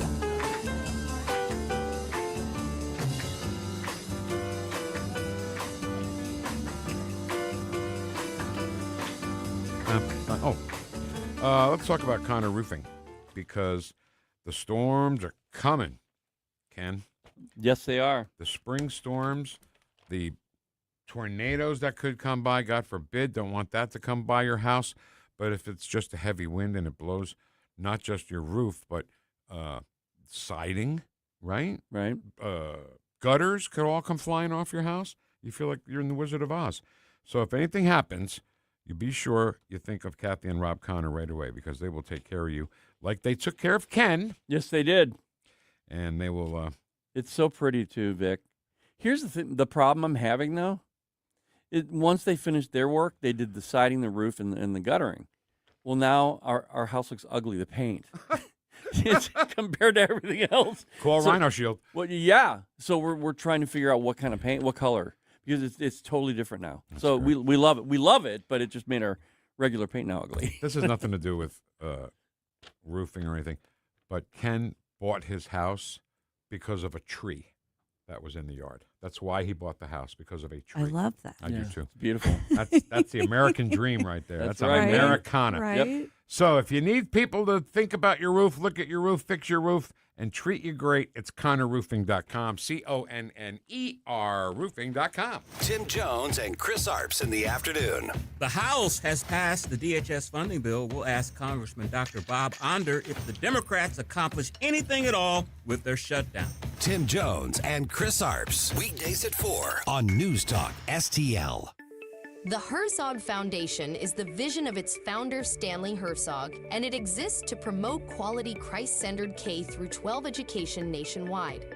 Hi, this is Chris Stegall with the Herzog Foundation. We offer a wide variety of resources relevant to today's families, including a free online publication called The Lion. The lion is one of God's most majestic creatures, symbolizing strength and courage. Named for its attributes, the Lion publication carries articles covering a wide range of topics facing American families and culture, especially related to the education of children. The Lion can be found online at readlion.com.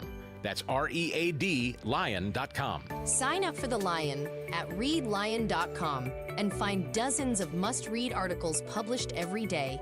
Visit readlion.com and subscribe for the weekly and daily digests so you never miss an article. Readlion.com. That's readlion.com. Fox News commentary with Kennedy next. Most investments today feel like second jobs. Real estate, you're a landlord. Stocks, you're a day trader. Crypto, you're a full-time researcher. You've got a life to live. Your investment should help you live it. That's why more Americans are choosing gold. Noble Gold has helped thousands protect their future with real physical gold. Visit NobleGoldInvestments.com to get your free wealth protection kit. That's NobleGoldInvestments.com. Past performance may not be indicative of future results. Investing in precious metals, including gold, involves risks. Consult with your tax attorney or financial professional before making an investment decision. Kennedy. The media has to get off the addictive syringe of the conspiracy theories and Trump is bad, Trump is evil, Trump is Hitler, he's a fascist. That's the easiest thing to do. The harder thing to do is to take his policies issue by issue and dismantle them. It's the smarter thing to do. It would resonate longer term with voters, but they don't want resonation. They want the sugar high. They want the dopamine hit. And so they know that the crazier stuff they say, the faster faster it travels through the algorithm and it reaches people on TikTok. And that's how a lot of people get their news nowadays. So people like AOC know that all they have to do is call Trump a traitor and a fascist, and all of a sudden, they've got 2 million views for their 10-second video. That counts as victory here. For more commentary like this, go to foxnewspodcast.com.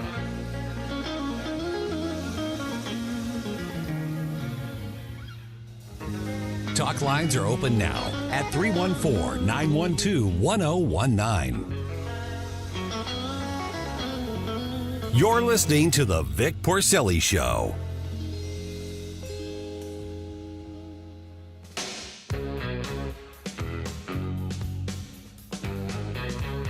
Whoosh.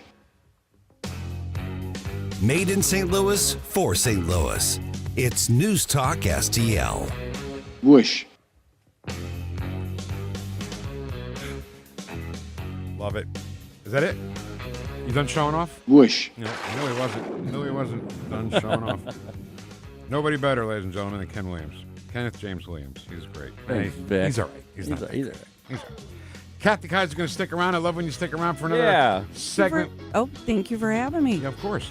So, everybody thirsty? It's 5 o'clock somewhere, everybody. I think so. I think it's Miller time. Welcome to Miller Time. It's Miller Time. Miller Time.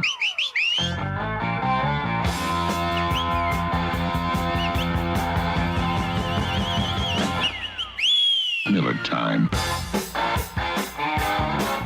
Ken's all right. He's not great. He's fantastic.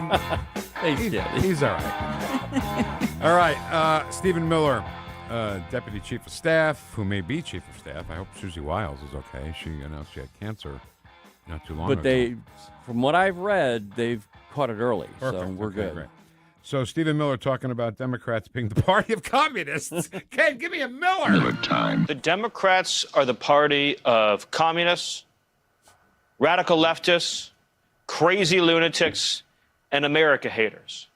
Every time they have tried to go after President Trump with their hoaxes, their witch hunts, their lies, their scams, fake news, their persecutions, all they've succeeded in doing is making President Trump more popular, more successful, more beloved by the American people, and humiliating themselves in utter disgrace.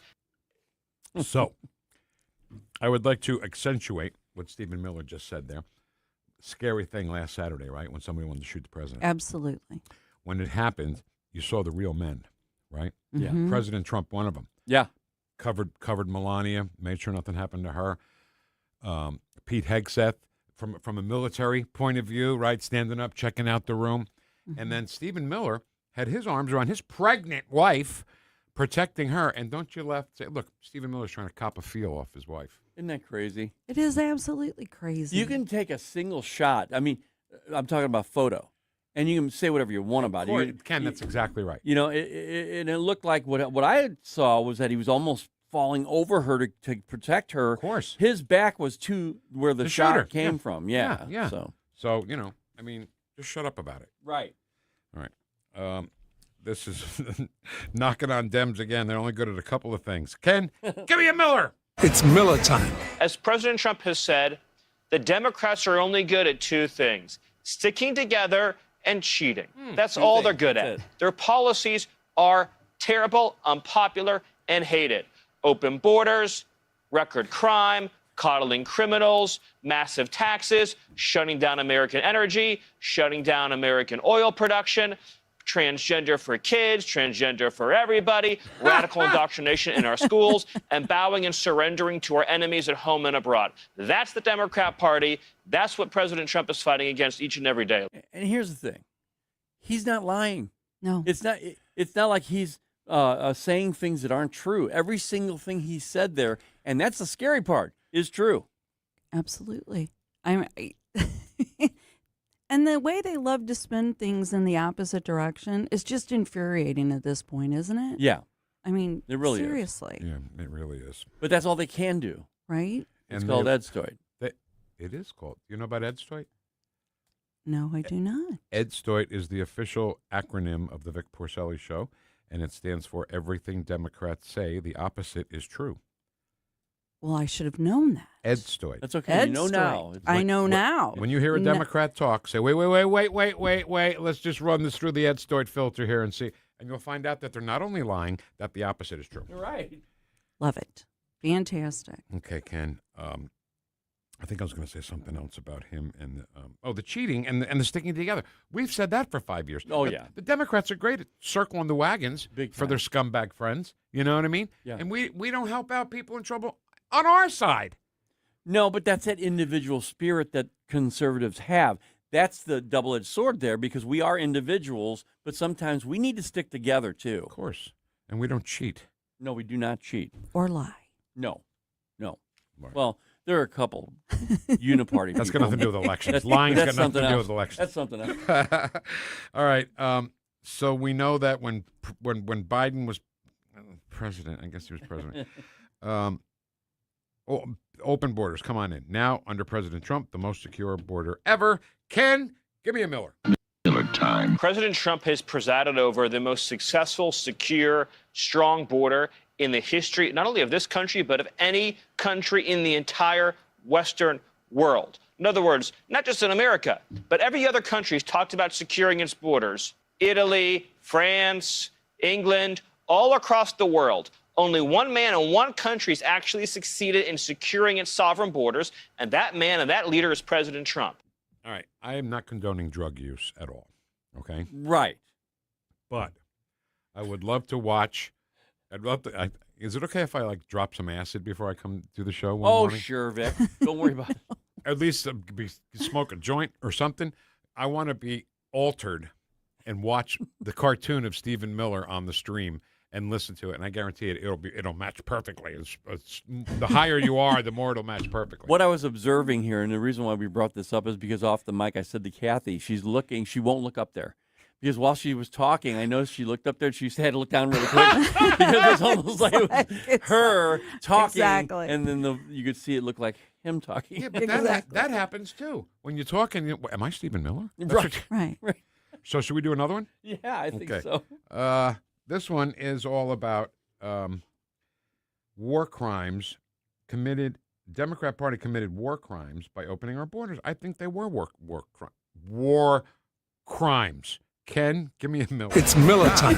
The Democrat Party committed war crimes against this nation by flooding our country with foreign terrorists. Tren de Aragua, MS-13, the Mexican Mafia, the Sinaloa Cartel, the most violent, ruthless terrorist organizations on planet Earth to maim, rape, and murder our people. Every single day, you read another horror story about a rapist, a murderer, a thug, a monster, a child predator let into this country by the Democrats, attacking our families, attacking our children, preying on the innocent in our high schools, in our colleges, dragging people to their deaths, beating them senseless, hacking them to death with machetes. That's what you're seeing from Democrat policies. President Trump, by contrast, record deportations, record low crime, record border security, record safety for American citizens. I can't even keep up with them sometimes. I know. He didn't even take a breath. But I picked one thing out. Okay. And that's the Sinaloa cartels. I mean, the Democrats, they don't take it seriously, okay? If you've got a cartel who kills a sheriff, chops off his head, puts his head in a bowling ball bag, and then leaves that on the courthouse steps, and the Democrats just don't take it seriously. That's crazy, right? Yeah. I mean, well, like the movie we talked about earlier Yes, which one with is the that? mafia, Oh, yeah. American Godfathers. I think we got to worry about cartels more than the mafia. at this point. Exactly. Exactly. That's what I was going to say. Yeah, I see- mean, that's What do you got, Ken? What's the matter? It's just I'm a little more cynical than you are. I believe they know about it. I believe they're in cahoots with some of them. Look at Arizona, the governor there, Katie Hobbs. Mm-hmm. You know, there's rumor that she was the Sinaloa cartel. There's rumor that she has some influence there. Shut up. No, there's rumor. I'm not saying that for sure, but you read these things, and I don't know if it's true or not. But who knows in today's political climate? Vic? Mexico's president, Claudia Sheinbaum. Right. Well, she has to be involved somehow. Yeah. Because you would think. I'm just going to say, the way he says things, and I'm in the studio with him, I'm just like, dear God, that's hilarious. Okay. Thanks. Go ahead. All right, we got to go. That's all the time we have for Yeah. one time. Miller time. Miller time. I don't know how he does it, ladies and gentlemen. Miller time. Shut up about it now. Miller time. Hey! Kathy, thanks for sticking around. Hey, thanks for having me, guys. Kathy. Have a great weekend. We'll see you next week. Yeah, you too. All right, one more hour to go. Anthony's produce coming in. Oh, yeah. Are they going to bring some produce for us? I hope. If you wore that shirt and they don't bring you produce, it's going to have to get the Sinaloa cartel after him. Wheel of Fortune chat box and Mike Orlando from Anthony's Produce all coming up on News Talk STL. Oh my God, I'm sorry, Ken. I'm supposed to still be talking. Well, yeah, why not? I mean, we could just have somebody else talk. Why did I do that? What was playing in my head? Oh, the Miller time thing. That Friday thing. Miller time. All right, so let me say that again. Mike Orlando from Anthony's Produce. What do you, Wheel of Audio Clips and chat box. Yeah. All coming up. Sorry. Whoosh. Looking for unbelievable deals? Stop by Overstock Outlet in Lake St. Louis or Warrenton. Open 7 days a week. Discover big savings on a huge variety of merchandise with no hassle. Just great prices. Visit us in Lake St. Louis on Highway N or in Warrenton on Boones Lake. Check out our Facebook page at Overstock Outlet Lake St. Louis or go online to overstockoutletstl.com. Unbeatable value, friendly service, and you never know what we'll have at Overstock Outlet. Are you struggling with life's pressures? The Flot Line has answers. Join host Rick Hughes for biblical principles and learn how to build a spiritual flot line in your soul. Discover God's plan for your life. Sunday mornings at 9:30 on News Talk STL. Hey, Jamie Ullman here for Window World. Did you know that Window World offers a lifetime warranty that covers all parts, glass breakage, and labor? They are one of the only 2 replacement windows with the Good Housekeeping seal of approval. Window World St. Louis has been owned and operated by a group of born and raised St. Louis residents for more than 23 years. And now Window World is offering 36 months, same as cash financing with approved credit. Call them today, 800-GET-WINDOWS for a free in-home, no-pressure estimate. That's Window World at 800-GET-WINDOWS. This year, America turns 250, and News Talk STL is celebrating our nation's semi-quincentennial all year long. News Talk STL, #1 for live and local Soros-free talk, with proud supporters of our 250th birthday celebration. Duchesne High School, Moolah Yomo, and Mobile Magic Auto Body. 250 years strong, and we're just getting started. 1019 and 94.1 News Talk STL. Rhino Shield is engineered to outlast paint, formulated to outsmart the elements. Rain or shine, sleet or snow, mold or mildew. Our home exterior coatings intelligently designed to stand up to Mother Nature. Call 877-25-RHINO or 877-25rhino.com. KLGY HD3 Clayton, K270BW Bellefonte, KNBS Bowling Green. This is News Talk STL at 1019, 94.1, and always streaming at NewsTalkSTL.com. Breaking news at townhall.com. I'm Bob Agnew in Washington. Prosecutors have released more video of an armed man trying to storm the Correspondents' Dinner last weekend. The U.S. Attorney for Washington, D.C. has posted video on social media that authorities say shows Cole Thomas Allen charging to security at the Washington Hilton. He's carrying a long gun and appears to exchange fire with a Secret Service officer. The vest did an amazing job because it took a bullet close up. He didn't even want to go to the hospital. The president was asked if, after multiple attempts on his life, there was talk of his wearing a bulletproof vest. I don't know if I can handle looking 20 pounds heavier. Does he now worry at all about another assassination attempt? I don't think about it. If I did, I wouldn't be effective. Ben Thomas, Washington. The president on Thursday complained about congressional efforts aimed at limiting his war powers, the latest of which the Senate rejected yesterday afternoon. The U.S. leader was expected to hear about updated military options for Iran from Pentagon officials, but that never materialized. The president told reporters those rising gas prices are temporary. And you know what? And we're not going to have a nuclear weapon in the hands of Iran. The gas will go down. As soon as the war's over, it'll drop like a rock. There's so much of it. It's all over the place. And as for the Strait of Hormuz and the critical chokehold that's putting on the global oil supply, it remains effectively closed. The average price for a gallon of gas in the U.S. hit $4.30, biggest one-day jump in the last 6 weeks. 2 bank employees have been fatally shot during a robbery in Kentucky, and a search is now underway for the suspect. A Kentucky State Police spokesperson said a man wearing a gray and white hoodie, gloves, and a mask entered a branch of the U.S. Bank in Berea and shot a male and female employee. A winning session for investors today on Wall Street. The Dow right now is up 14 points. The NASDAQ up right about 300. The S&P 500 up 50 points. More from townhall.com. We all hear the radio ads about the IRS. They tell you to be afraid, to be scared, and they try to frighten you into calling. I'm not here to do that. Tax Relief Advocates is different. TRA is here to tell you that if you owe money to the IRS, whether it's $5,000, $50,000, or $500,000, we have a solution. It doesn't matter if you're sitting in your car, at work, or with your kids. No matter where you are, call now. 800-583-0141. Don't lose hope. TRA can eliminate or reduce what you owe to the IRS. Generous programs are now available that can give you a fresh start. Our passion is taxes and helping individuals fix their IRS problems. We have over 1,000 5-star reviews on Google and an A+ with the Better Business Bureau. You don't need to be afraid of the IRS any longer. End your tax nightmare today by visiting us online at TRA.com or call 800-583-0141. That's 800-583-0141. Tax Relief Advocates. Real solutions for real people. This hour of News Talk STL is brought to you by Stifel, serving investors for over 130 years. Contact your Stifel financial advisor at stifel.com. That's STIFEL.com. Life's legal challenges deserve experienced representation. For over 15 years, Cole Combs Attorney at Law has been serving St. Charles and surrounding counties with comprehensive legal expertise. From tax preparation and estate planning to family law and criminal defense, Cole delivers personalized solutions for your unique situation. You have traffic tickets, need a business formation, real estate matters, one call will handle it all.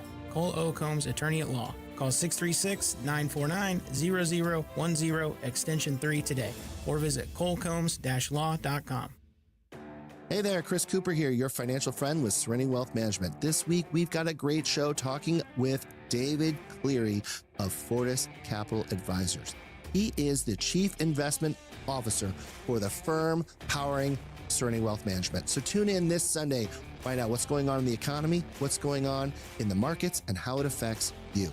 Sunday morning, 9 a.m., the Serenity Wealth Now show. We'll see you there. Investment advice offered through Fortis Capital Advisors, LLC. Streaming TV is where it's at. It's not about cutting the cord anymore. That's old news. It's all about your customized TV options. With the best and cheapest high-speed internet and your own TV subscriptions, we've got your dream TV lineup. Between wired and satellite internet and TV, you now have tons of options. Save money and get more internet speed and better TV today by calling the Whole Home Connect. We scan your location and offer you the best TV and internet options. And we always have specials and promotions. So when you call, ask about that. Take 5 minutes of your time, make this free call now, and learn how to save money and get better internet and TV for your home anywhere in the U.S. Make the simple and free call now. 800-257-1632. 800-257-1632. 800-257-1632. That's 800-257-1632. This hour, the Vic Porcelli Show, brought to you by the Trolley Stop Bakery, the official bakery of the Vic Porcelli Show.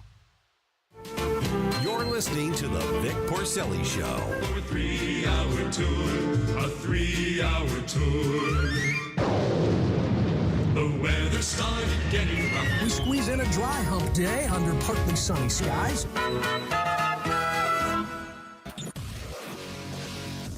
From New Jersey to Baldwin, Missouri, to behind the microphone, taking the whoosh to the radical left and the putrid swamp. You're listening to the Vic Porcelli Show. Here he is, Vic Porcelli. All right, last hour of our 3-hour tour. You know, there's nothing special going on this weekend for Jesse and me. We're just going to be working on the car, but for some reason, I feel like this weekend is special or something. I don't know why it is. I think it's special because of just the weather alone. I mean, I'm going to be able to be outside. You know, it's not too warm yet. I love the cool weather. Yeah, I do too. The older I'm getting, the less threshold I have for heat and hot, you know? Yeah. I like it cool. And especially when I'm sleeping, I like it cold. Oh, yeah. You know? All right, Ken, I think it's ready. We're ready for the wheel of audio clips. Wheel of Audio Clips! Brought to you by Johnson Heating and Cooling, making homes comfortable all year round. 636-332-4141. It's America's favorite game show, The Wheel of Audio Clips. Here's the host of Wheel of Audio Clips, Vic Porcelli. Thank you, Jim Modulin. Good morning. Oh, my God. Balcony people, studio audience. You guys look great. So here's what we do. You hear us play all the clips that we play all week. Ken takes them, puts them on the big wheel. We spin the wheel, and wherever the wheel lands, that's the clip we hear. I think we're ready to go. Ken, do you agree? All right. Well, let me tell you something. Then while you're looking there, or whatever you're doing, Michael Burton. Are you familiar with that guy, Ken? I think so. He's got a whole bunch of comments, and we're not talking about all your comments, but we'll do one that I got my eye on here. Ooh, okay. Yeah. All right. We ready? Yeah. Spin that wheel. All right. Let's go. Okay. Weekend coming up, cool weather. The good news is we'll be planting our eggplant, Ken. Ooh. And then we'll have to get all the stuff to put on to squeeze out the bitterness. Okay, so this is a Hakeem Jeffries, who makes me laugh, right? He talks about maximum warfare against you and me. Mm-hmm. Oh, yeah. Extreme MAGA, how does he say it? MAGA extremists. It doesn't matter. So it depends on the day if he's taking his medication. Kind of like Michael. If he's taking his medication, then you'll see more posts. It's going to be a bad morning for Michael Burton. Okay, go ahead, go. As it relates to anything that has been said, certainly as it relates to the comment related to maximum warfare everywhere, all the time, in connection with the redistricting battle that Republicans launched. I stand by it. You can continue to criticize me for it. I don't give a damn about your criticism. Oh, look at him with the foul language. Ken, you know what that's called? Stochastic terrorism. It sure is, Vic. It really is. And he had not only that, but behind him, if you saw the video, was this very disturbing weaponization of the government. Mm-hmm. And he doesn't realize what he's doing because they're so in their own bubble. They're so protected, and nobody can hurt me. You know? Right, so right. Let's talk about violence, since I'll never be a victim of violence. You know, right. You better watch how you talk when you talk about me. Right. We're going to go at it one of these days. One of these We're days. going to have it out. We're going to have a boxing match. All right, spin the wheel. Boy. Hakeem Jeffries. What do they call him? The Timu Obama? Oh, I call him Timu Obama. Yeah. Timu Obama. Big time, yeah. I love that. Some say Dimester Obama, but I like I like that. Yeah, I like it too. I like Timu better, though. Yeah. All right, so listen. Ken, you're the boss. You're the executive producer of the show, but I would like to request something that we do from now on. Okay. Instead of referring to Representative Omar as Elon Omar, I'd like to refer to as 11 Han Omar. Oh, let's do that. Because you got the two. 11 Han. 11 Han Omar. 11. Because she does that. She does that, and she's counting. She's a historian, too. She knows everything there is to know about all 11 world wars. 11 Han Omar. The last time the Alien Enemies Act was invoked, it was used to detain and deport German, Japanese, Italian immigrants during World War XI. 11 Han Omar. 11 Han Omar. I like. Can we do that now from now on? Yeah, I mean, I'm all about it. I think that's a great idea. I think we stole that from Jamie. I think Jamie said Oh, that did he? yesterday. Oh, okay. But Well, it's okay, right? Yeah, well, yeah, because, it's the fondest form of flattery. That's right. When you know. These people are allowed to say just the most ridiculous things. You feel like you're the only normal person in a school full of nut jobs. Yes. Am I right?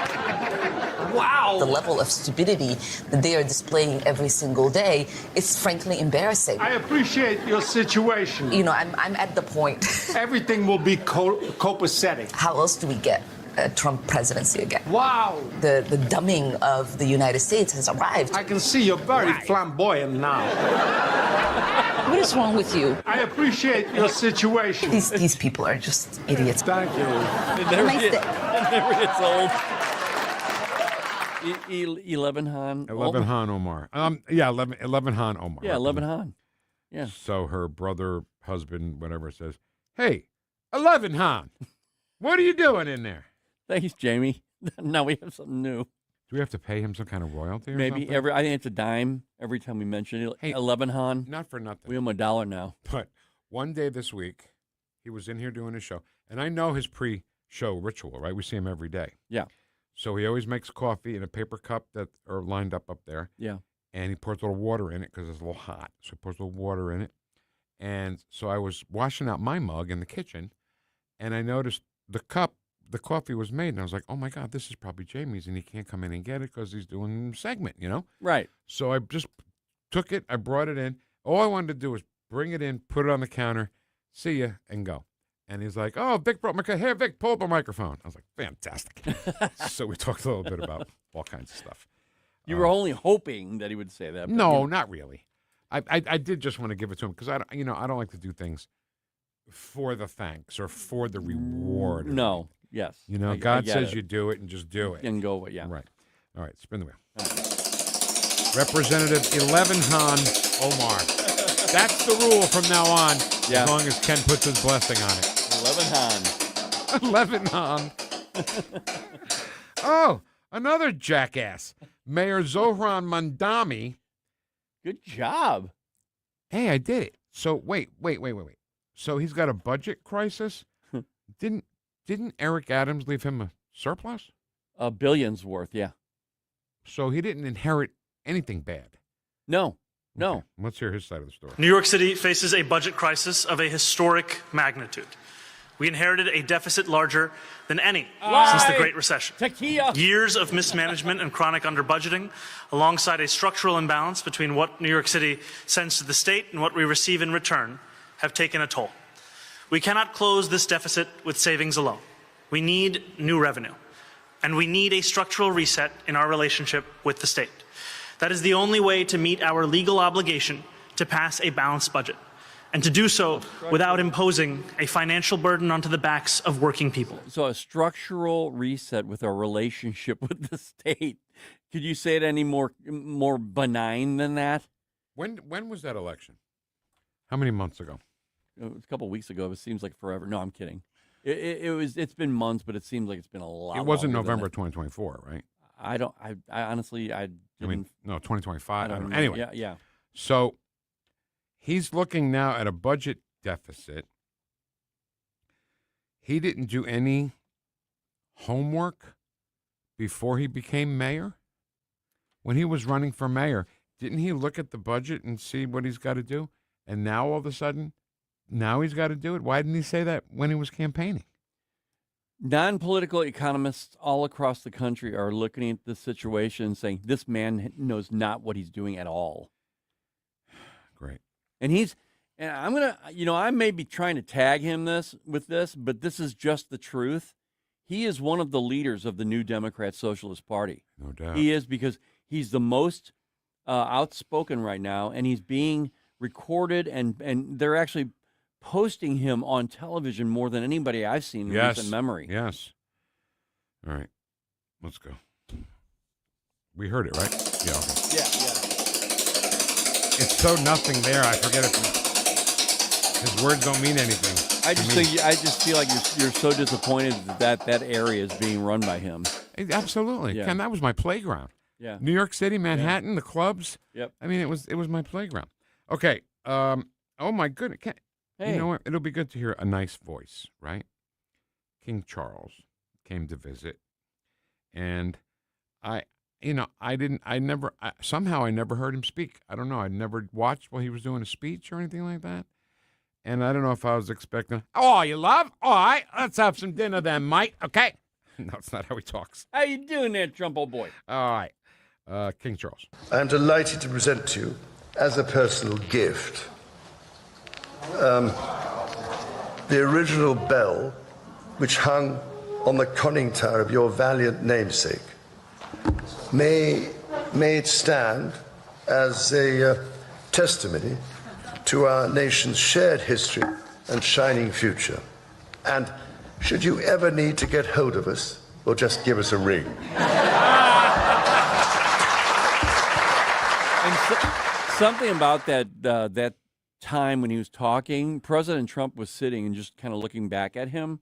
When they revealed that bell, he stood up. This impacted him. Yeah. It really did. He stood up and he went over to the side like, wow, this is pretty awesome. And I think they're remotely related, Trump and the royal family. Removed, very many times removed. Right. Less removed than me. Right. But, so just so you know, if you want to make your weekend plans, King Charles is going to be at the Funny Bone, Westport. Right. 2 shows tonight, 2 shows tomorrow. Okay, spin the wheel.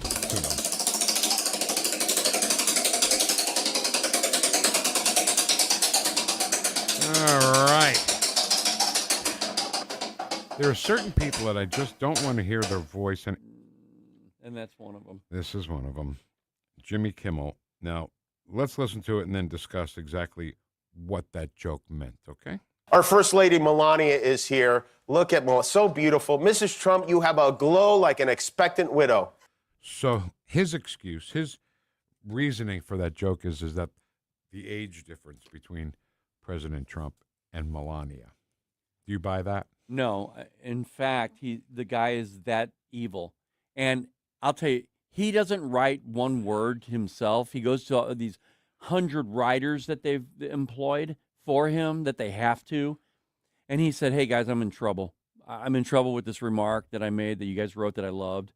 But now I got to get out of it. What do I do? And one of his writers wrote, oh, well, because it's an age difference. So I'll go with that. All right. Because this guy has no character whatsoever. Terrible character. The stochastic terrorism in this country is a real thing. It is. It is, Vic, and that's right down that alley. It's exactly in that alley. And one of these days, something bad is going to happen. And I hope, I know, First Amendment, I get it. But somebody who's doing this stochastic terrorism needs to, I don't know, be responsible, be accountable. Right, and this is why it's called terrorism. When you say that, what you're doing is you're setting the stage for people to get an okay to be able to behave the way this shooter did recently at that event, okay? It's terrorism. It is terrorism, and the end result, here's the thing. Whether it's words or it's actions, the end result is the same thing. When these people, these leaders in the Democrat Party, and these people who are supposed to be quote-unquote celebrities, say the things they do, these weak-minded individuals that follow them, they hear that. They hear Hitler, Gestapo. They hear murderer, pedophile, baby killer. And then they go, well, okay, you're saying all this, so what you're saying, you're speaking to me. You're saying I need to go do something about this. And it's okay. It's a call to action. It's a call to action. Stochastic terrorism, it's living. It's a real thing. And I don't care if it's just words. They're setting the stage and a permission slip for these people to behave this horribly. It's not okay for Madonna to say, I've been thinking an awful lot about blowing up the White House. Not okay. Never. Not okay for Johnny Depp to say, how long has it been since an actor has shot a president? It's not okay. No, for any president. If Biden was still in as president, if a person on the right said that, I'd just tell him to shut up. I'd be on social media telling him to stop saying stuff like that. Shut up about it, right? Just stop saying stuff like that. It's just not. It's not good for the country. Right, let's do one more and get out of here. All right. Play me something. Even cheat can, okay? Put your finger on the wheel. I can't, Vic. Oh, we can't do that, Vic. We're always on the up and up here. Can't even rig a game. Well, maybe a little. Ha! Got my way anyway. President Trump, the ultimate one-liner about King Charles' speech to Congress. And Queen Camilla of the United Kingdom to the White House. Very special place. Very, very special. And I also want to, before we really begin, I want to congratulate Charles on having made a fantastic speech today at Congress. He got the Democrats to stand. I've never been able to do that. I couldn't believe it. I couldn't believe it. Couldn't believe it. That's all the time we have for the Wheel of Audio Clips. This is Vic Porcelli saying, help control the liberal population. Have your liberal and Michael Burton spayed or neutered. Goodbye, everybody! Chat box is next on 1019 and 94.1 News Talk STL. Welcome home. Oh my God, this is the song that they dance to in the dance studio, and I know all the moves because I've watched a million girls because they're all hot, you know. Right. Yeah. So ready? Here we go. Whoosh. No, no. What? Why you say no? It's almost like line dancing. I just never would have expected you to do it. I don't do it as good as the girls do it. But boy, they're hot. All right, I'm done.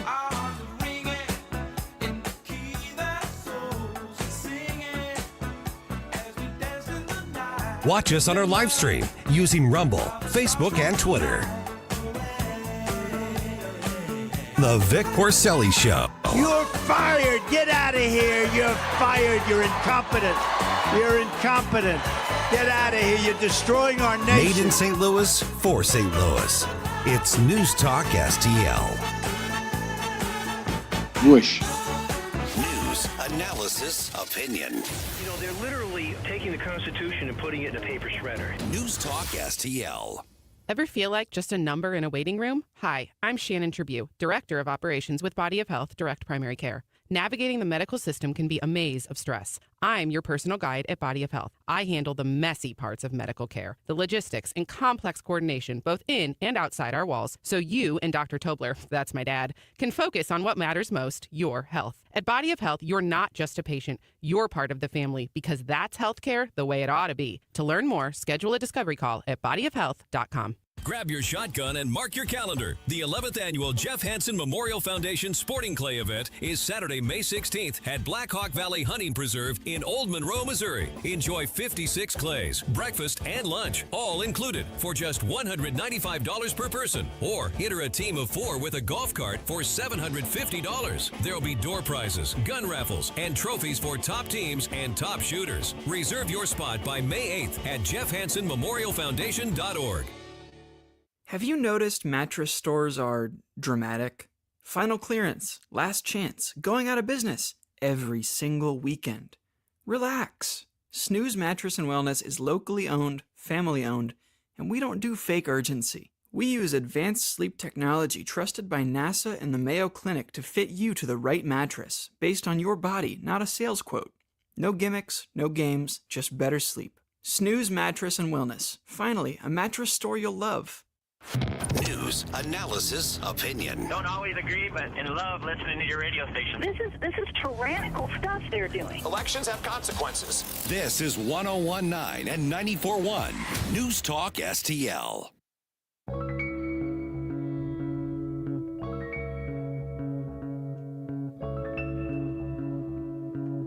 Talk lines are open now at 314-912-1019. The Vic Porcelli Show. Putin's kleptocracy. Yeah. I want to be clear. On News Talk STL. All right. It's Friday. We moved this chat box up a little bit to accommodate our friend Mike Orlando from Anthony's Produce. So, Kenny, give me some chat box music, and we're off and running. Let's start. We should start with that with Rumble today because we started with Facebook yesterday. Ed Stoit just says number one. He's not screwing around. Number one. Allison, we love you, Allison. Morning, Vic and Ken. Patriots, we appreciate you. Morning, Patriots. That's how I feel like I have to say that. Ed Stoit says, "Sup, Allison? Yo, what's up? I'm married. What's up? Tower Heist, was that the name of the movie? With Eddie Murphy and that very large black girl. And she says to him, "You married?" He goes, "No, I ain't married. What's up?" I've never seen the movie. I've just seen the trailer. That's in the trailer. Hey, it's good to see you, says PMS 3105.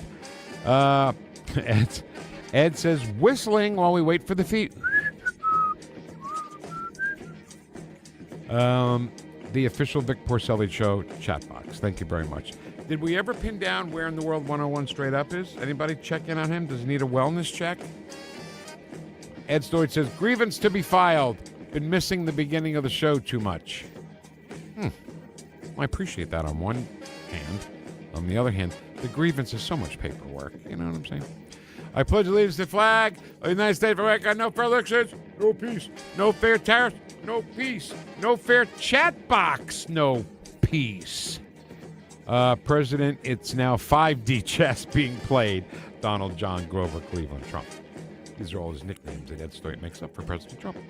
Good morning, all you beautiful, mega, MAGA, ultra-patriotic, deplorable, garbage-eating, degenerate, freedom-fighting, God-fearing, big-head weirdos. Whoosh! Whoosh. The last time I was downtown at a Cardinals game was on a day game on a Sunday, and there was groups of roving teenagers walking through the parking lots with little police presence. No more. See, that's my point. Why would you even want to go there and subject yourself to whatever may happen by kids who just don't care? Because we're in a situation now in this country, not just here in St. Louis, certainly in New York, where criminals do what they want, they get let out, there's no bail, and they go out and they do it again. So they want a lot of people at the Cardinal games. Fix the city. Fix your stuff. Downtown St. Louis demise all started when failed Democrat leadership started. Continues to fall today because of voters' ineptitude to elect Republicans. It's really easy. There's a Republican and a Democrat on the ballot for mayor of St. Louis. Pick the Republican one of these times and watch things get better. Ed, they refuse to stop the grift and will always choose to fill their pockets first. Then it's the well-being of the city second. The sad thing is, I had great memories from my childhood with activities in the city. There's rich history with St. Louis, and it's being allowed to slip away. Off the air, Ken had said to me, you must hate what's going on in New York right now, being from there. And, Manhattan was our playground. We would go to all these bars.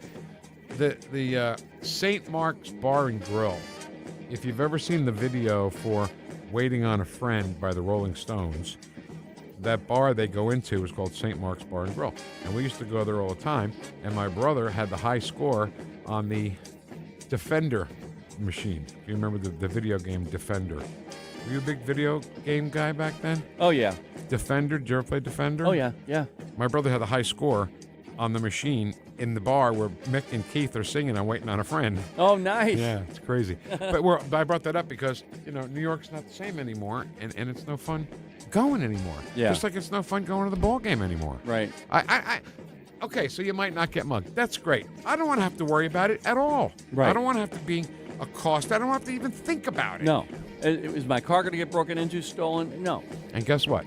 Those kind of situations are also the path of least resistance. Yes. If you have kids, you're vulnerable. If you're walking with an old person, you're vulnerable. Yep. If you're walking open carry with your 9mm on your butt, you're not so vulnerable. We in these hot ass streets, honey.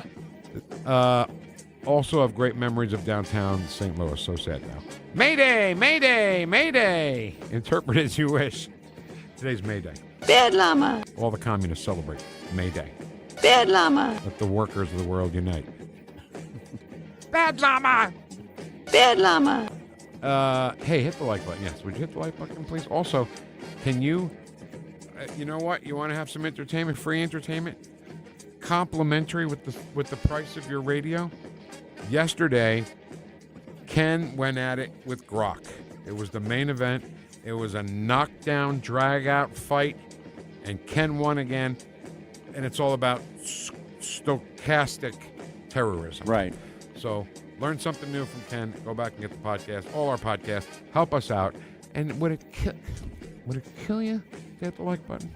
And we do appreciate it, you guys. We really do. Did you hit the like button today? I did, and it didn't do anything, and it was fine. Not even injuries? No. Much less death. My finger got a little sore, maybe, but I don't know. You could deal with that. Could have been something else. What might it be, Ken? Oh, I don't know, like hitting his mouse 500 times to for cool things like this. Hey, it's good to see you. Commander Connor is ready on the right. Lock and load. Yeah. It's Red Friday. Damn it. I have a little bit of red. red. You got a little red. I got a red hat on. Remember, everyone deployed. That's why you wear red on Fridays. I bet Commander Connors knows how to clean up the neighborhood. Connors for mayor. Oh, yeah. Did you see that segment Jamie did yesterday about the CNBC correspondent reviewing the first quarter economy data and how favorable it was for Trump? I think he means Harry Enton on CNN. every time Harry Enton speaks, he's talking good for us, bad for them. Yeah. I don't know how he has a job over there, because I'm not sure they're supposed to do that. Of course, no one's talking about that. Trump's success is their kryptonite. Yeah, that's right. Correct. Well, prices are elevated because of the Biden administration still. Okay, we're trying to bring them down, but right now, had it not been for the infrastructure that President Trump's building right now, we'd be in a lot worse shape than we are right now. Vic, you mean the Ken Williams? The stealer of thunder? The king of dragons? The master of soundboards? Ken, Thunder Stealer. You want your own fanfare and servants and everything, too? To feed you grapes and fan you? Oh, master of the soundboards. Hegseth, hey, Dem Turd, did you feel the burn? You're mocking me, aren't you? No, I'm mocking them. Hegseth surgically dismantled the Democrats with precision. He really did. And that's being on the offensive, Vic. We know now, them going in there, all they do is they want the gotcha moment, and he didn't give them the opportunity. Right. You know, Hegseth was winning with his words because the Democrats stayed quieter than I've ever heard at a committee hearing. They tried, and he answered. Dem turds, go Jane Fonda. Hegseth, go General Patton. Love that. The Dem turds say we are losing, etc. It's Ed Stoik. I love DeSantis making fun of Hakeem Jeffries, a spot-on impersonation. Yesterday, Jamie played Governor DeSantis doing an impression of Hakeem Jeffries. I heard that, and I thought he was joking, but it turns out it really, really was DeSantis. Yeah, and he did a great impression. He was leaning on the case to store a metal detector. Oh, so that's the Secret Service thing. Another couple of officers were laying a metal detector down to break down. The event hadn't even started yet. Yeah. And they're breaking down the metal detectors. They were probably saying, we can get out of here earlier if we only used one. It's an extra beer. Right. If you look right behind that guy, that's the dog. Right next to the dog is the door that this scumbag ran out of to run into the ballroom. Okay. Well, I'm going to have to look at that because I didn't see that video yet. I can't run the Secret Service. I'm too busy. Cam's frozen. We're not frozen right now, though. Other officers were running back into the room to hide. Eric Schmidt, don't you cuss on this here radio. It was pretty funny. It was pretty close. We've got to do that audio with Lee Zeldin and Delora. Yes, Ken, I'm sorry. We will next week. Hold on to it for Monday. I will. My family grew up in North City back in the 40s, 50s, and early 60s. I was told that this was an awesome time and place to live. It was all about community and looking out for everyone. Then it started changing in the 60s and people started leaving for greener pastures. Yeah. Well, I remember, I told you, I've mentioned this on the air where my wife and daughters used to hit the Metrolink and go downtown, play around the city, and then come back on the Metrolink and come home. And they wouldn't do it later on. Yeah. The demise of the nuclear family, strong community pride, common sense, and just all-around respect is a result of Dem turds and rhinos' ineffective leadership and policies. And that about sums it up, says PMS said. It's National Military Month. God bless our troops. Don't forget that June is National Vic for Vets Month. Yes. So we're going to be doing Vic for Vets every day, I believe. Every day, yes. Great, I love it. There's a horse named Commandment running this year. Love that in the Kentucky Derby. And there were so many good submissions from last year that I'm thinking about, Vic, just redoing the whole month and just doing what we did last month. Yes! Last June. Yeah. And rededicating it to each one. I think it would be fun. So, Allison, PMS wants to know from Allison, what are the odds for Commandment right now? She says 7-1.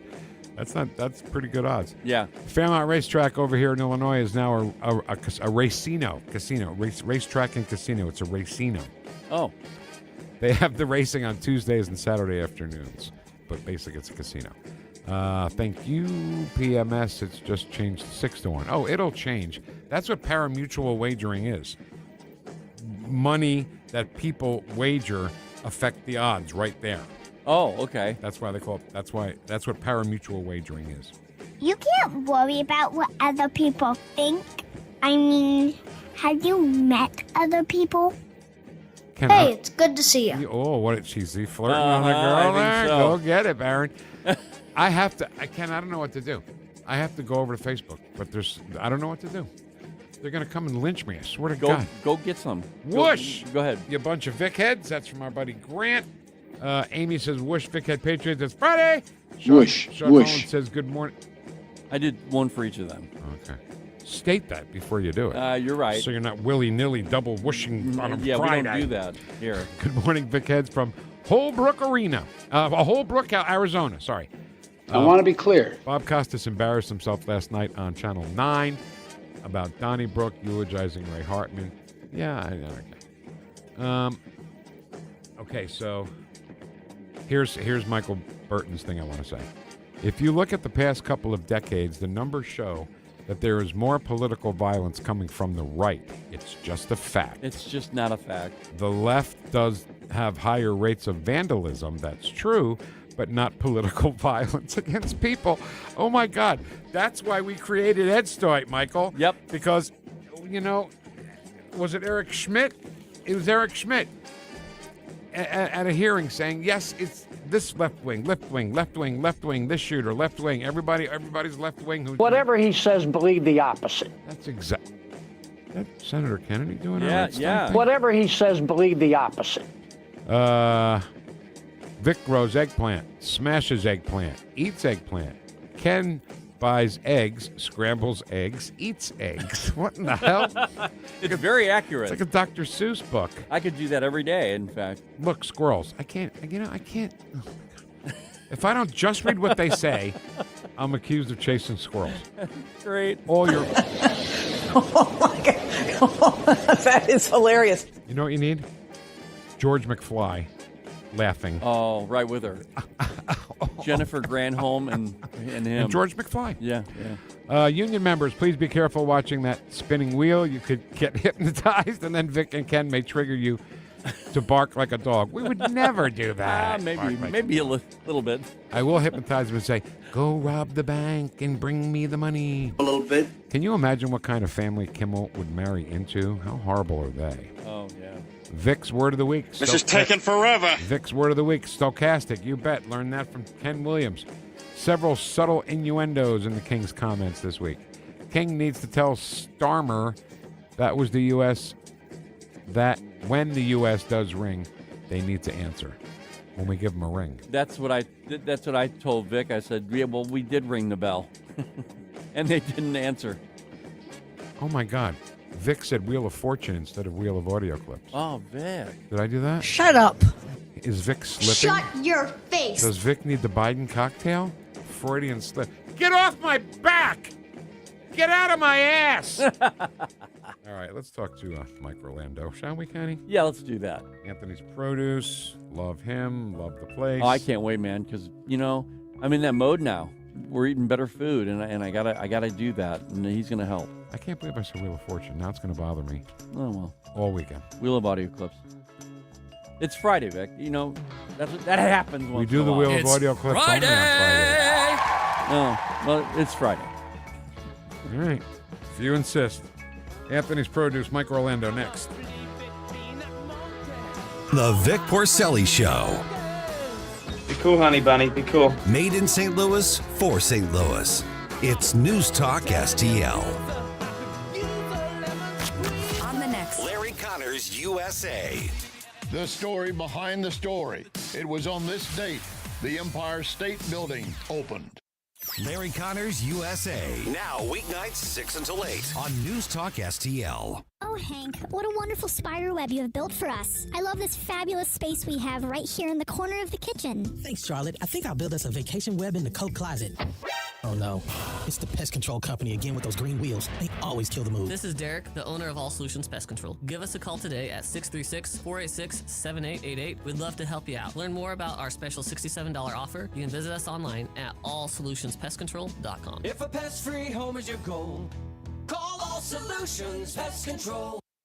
Ronald Reagan once famously said, government is not the solution, government is the problem. When it comes to economic growth, government can be a roadblock.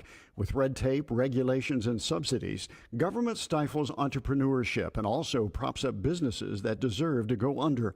Unlike government, free markets encourage risk-taking, freedom to succeed or fail. Governments shouldn't be picking winners and losers, the market should. Free markets benefit the business owner and the customer by encouraging competition.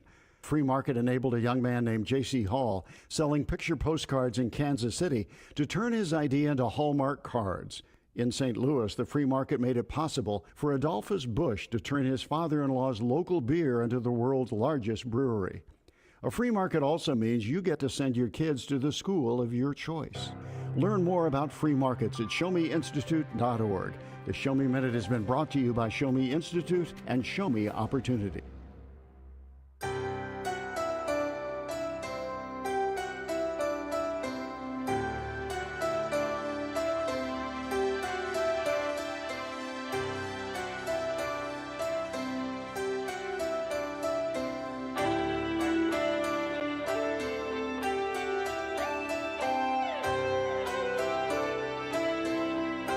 Talk lines are open now at 314-912-1019. You're listening to the Missouri Broadcasters Association Air Talent of the Year. This is the Vic Porcelli Show. Thank you very much. Mike Orlando from Anthony's Produce came by to say hi. Mike, how you doing? I'm doing pretty good. Oh, my God. So what I'm chomping on here like a gavone is a lolly. What is it? We call it a pineapple pop. Pineapple pop. Yep. Pineapple in the middle, chocolate on the outside. Yep. What was the inspiration for this? So, we do a lot of like fruit arrangements already. So we're chocolating apples and strawberries, and there are some chocolate-covered pineapples, but then we decided to put a stick in it, and we just display them kind of like you do. Remember how they used to display lollipops up by the register, with that little tray? So we just did that in a refrigerated case with them, and we started it at Valentine's Day, and they flew. Great. Everybody loved them. We couldn't even keep up with it. So I'm interested in hearing more about apples, chocolate-covered apples. Mm-hmm. How do you is that on a stick too? Or? No, we do those like on a tray. We'll if we hand cut, but you get your apple peeler slicer, then you push down. Oh yeah. It cuts it into wedges. So see, Mike, that's what I love about this whole idea, because I'm told, my wife's been telling me you got to eat healthier, and we are. We're actually getting more vegetables in our diet, fruits, and my favorite of all time is chocolate. So when you start putting chocolate on fruit, I'm going to look at my wife and go, "It's fruit. I'm double dipping. We got fruit, right? Work with me here. Right. Come on." It's a gray area, but yeah, you're still doing it. Right. Not really a gray area. It is fruit. And chocolate's good for your heart, isn't it? It is really good. I think so. Maybe a little darker, but yeah. So, Caddy, shut up about it. Let him have a chocolate-covered thing here. Don't go into too much detail. Just put it on the surface. That's right. It. You know how to get around things, don't you? I like that. All right. So last time we spoke, I think, was Valentine's Day. I think so, yeah. Because I saw you, and then when I see you, I always think of those chocolate-covered strawberries, which I can never get enough of. I let her eat some, by the way. I don't eat them all, but my wife does give me a lot of them. So I gave them to her for Valentine's Day, and she loved them. Awesome. Yeah. You talk. I'm going to eat this. Yeah, no, my big thing right now is vegetables, and you guys are getting ready to crank up get things together for the vegetables. I got a new grill. It's a flat grill, and I can. I've heard about. I can fry up. Man, I can just throw those things on anytime I want. And it'll take in a few minutes. You've got a healthy meal. You know? Do you like onions? Yeah, I love them. Vidalia onions have just come in season now. They've been in for about a week or so. Sweet onions, right? Yeah, and they're the best on the grill. I mean, you can eat them like an apple. Really, they're not potent. You know what I mean? But grilling them with peppers and pineapple mixed together, it's fantastic. So hold on here. Are you saying that the Vandalia onions are seasonal? Yeah, they're very seasonal. I did not know that. Yeah. But regular onions you buy all year. Mm-hmm. What's with I said Vidalia onions. Why are they seasonal? What's going on? They're just a small growing season. They'll come in, in April. They finish late summer. Okay. I mean, they're around for a while, but weather affects a lot, with stuff that grows in the ground. So, well, it's spring right now. I mean, we're getting into hopefully the warmer weather, and What's your focus right now? What are you guys looking at? Promoting. For example? what we're doing right now is really gearing up for Mother's Day week next week. You know, we've got a parking lot full of tens of thousands of plants. You know, we've got hanging baskets, we've got tropicals. I just want to grab one. Yeah, so I can we got everybody. we're taking orders for fruit and vegetable trays for people's getting together for Mother's Day. Mm-hmm. We're making lots of fruit bouquet arrangements. I mean, there's a lot going on. And of course, flowers. Yeah, of course. Yeah, hanging baskets. We probably on my parking lot right now. I probably have 1,500 hanging baskets. Wow! Oh, no So, kidding. yeah, Where do you put them all? All around. We the put them place? everywhere. All right, good. So, I know that Mother's Day is the busiest day of the floral calendar, and I know that because my friend Sal used to deliver flowers for Roxy Florist in Bloomfield, New Jersey, and we never saw him. We never the whole weekend or the 4 days before Mother's Day, never saw him. Yeah, you should see how I make out the work schedule for next week. Yeah. It's just a start time with no end time. Start time till I say you it's can like leave. you come in at 7 until dash. And you're done when we're done, right? I know your family works with you. Yes, my son Anthony and my daughter Emily. But you need more than those two for this weekend. Oh right? no, I've got a full crew. There's probably right now I got a lot of people on the schedule, but a lot of them don't have much availability because they're kids that got hired for the summer. Yeah, when I worked at a bakery for a while, and there were certain times of the year they just said, that these are the times, these are the big deals. Like for example, it would be Mother's Day, where the cakes were just flying out the door, and you had to be there until they were done. I mean, it's there's a work schedule, and then there's a work schedule for a holiday. Yeah, two completely different things. Right. And if you don't understand that, well, it's time to go somewhere home. else, If you're not part of the solution, you're part of the problem, right? So right, and when I worked, they would say, we'd sit down and we'd talk about what we're going to do, you know, and they'd say, yeah, but that these times, just big events. We don't ask a lot of extra on a regular basis, so there's a few holidays where we do. Sure. So I just want to tell a quick story that I told you off the air. I want to tell it on the air. That Mother's Day, May 7th, 1988, is my wife and I's anniversary. That particular year, Sunday, May 8th, was Mother's Day. Now, I didn't know at the time how hard it would be to get flowers the day before Mother's Day. And I'll be damned, it really took us a long time to find a florist who would do it, and we found them. We did. Yeah, I mean, everybody's so taxed around those times of the holiday. Yeah. Do you get some ridiculous requests from people? I mean, we get a lot of last-minute requests, which, in my opinion, can be a little ridiculous when you already know that some people are really, really busy. We have somebody that walks in and says, "Hey, can I get a large fruit tray for like an hour from now?" And you can look at our marker board and see that we've got like 30 trays we got to make and, all this other stuff going on. And we do accommodate if we can. We might just steal an order that's already made and then just replace it for a later time or something. That's good thinking, Mike. We try to take care of everybody. Yeah, so describe a fruit tray. What's in there? Fruit tray. So it's cantaloupe, honeydew, pineapple, strawberries, grapes, watermelon. Love all of them. And we do small, mediums, and larges. But they can customize it too. Like some people want to say blueberries or whatever they want to put on. Like if I call and say, "Hey, Mike, can you hold the melon? Anything melon that's not watermelon?" Yep. I love watermelon, but the cantaloupe and the honeydew. See, I don't get it. I know. We had this conversation before. I know, so you know. I'm right now. I make the little melon balls with the cantaloupe and the honeydew. What other ones can I do that with? Well, you could cantaloupe honeydew. I mean, there's lots of melons that come in season in the summer, like cassava, Crenshaw. Well, then I'm going to visit because I'm into that right now. Well, I'm telling you what I'm going to do. Okay. If they're in season the next time I come on this show, I'm going to bring you an orange flesh honeydew, and you're going to eat honeydew for the rest of your life if you can find that one. When is that? It will be probably in about another 3 or 4 weeks. I think they'll come in season. Get them back on. Book them in another 3 or 4 Yeah. No, but I mean, people that, for the last few years, we've really built like a following on the orange flesh.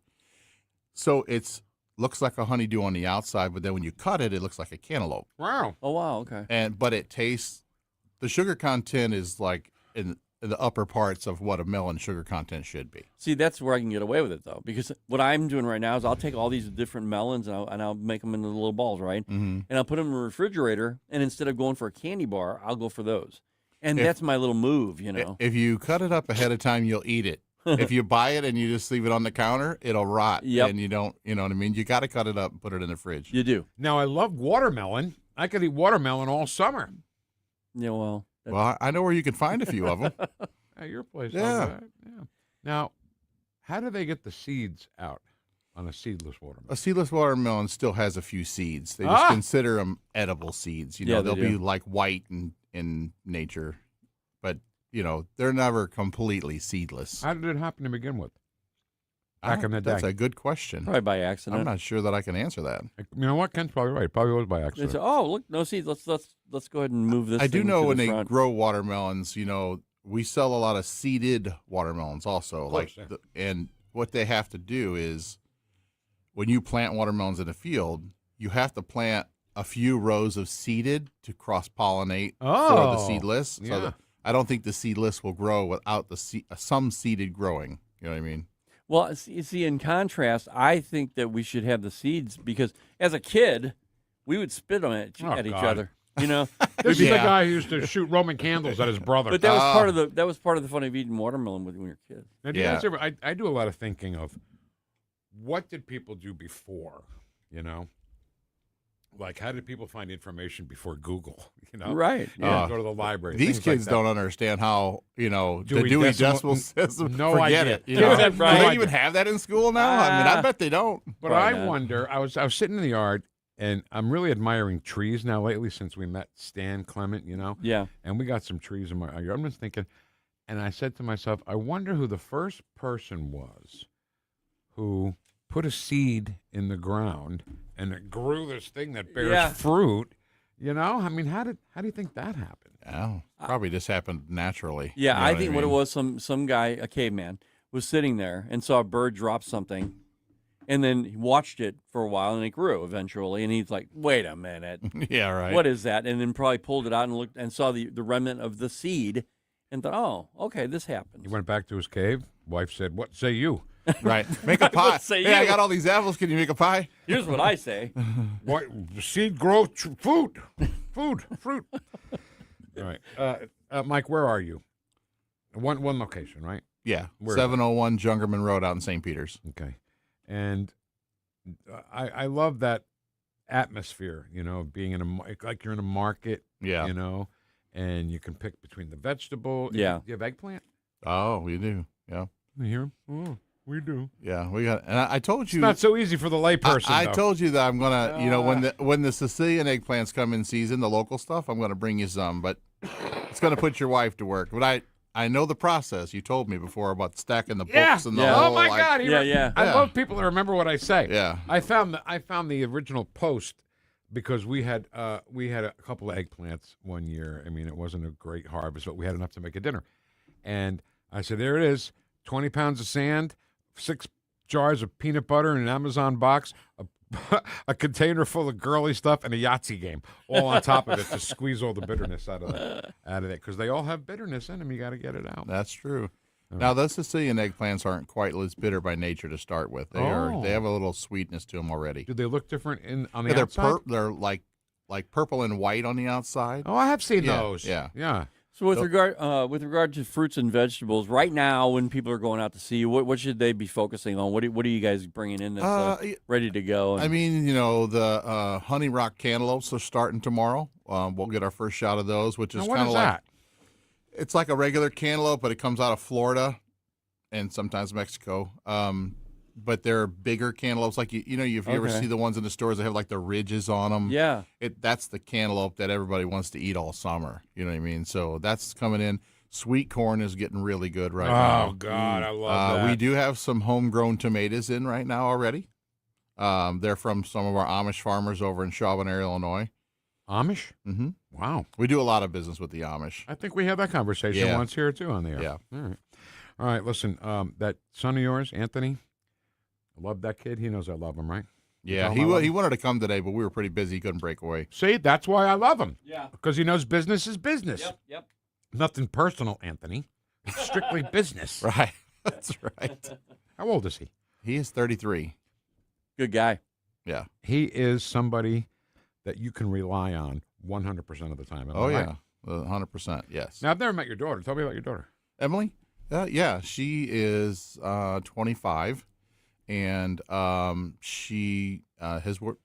She was in doing daycare, like child development or stuff for college, and then she kind of did it for a while and didn't really like it. And then she kind of landed back at home with me for a while, and then we got to a point where we kind of like hit the spot where I was like, hey, I got some people that are going to be leaving, and you want to fill in for a while, and then it's like 3 years later, now she's she's there, but now this is what a family. Now business she's is all dug about. in like an Alabama tick. Yeah, okay, so now she is. Can you write that down? Dug in like an Alabama. Do you remember what movie that's from? No. Predator. Predator. Oh. Yeah. He dug in like an Alabama I didn't copyright anything right there. No. You're But fair. anyway, she's learned so much in the last couple years That's that great. now she's a complete asset. You know what I mean? I Mm-hmm. can't really see doing it without her. All right. Is she afraid of me? She's not afraid of you. Tell I'll her- bring her in. Tell her to come up and say I'll hi. tell her to come All right. in. But in fact, bring them both in next time. Okay. When things aren't so busy up there. So, Anthony, where do people go online? Anthony'sProduce.com.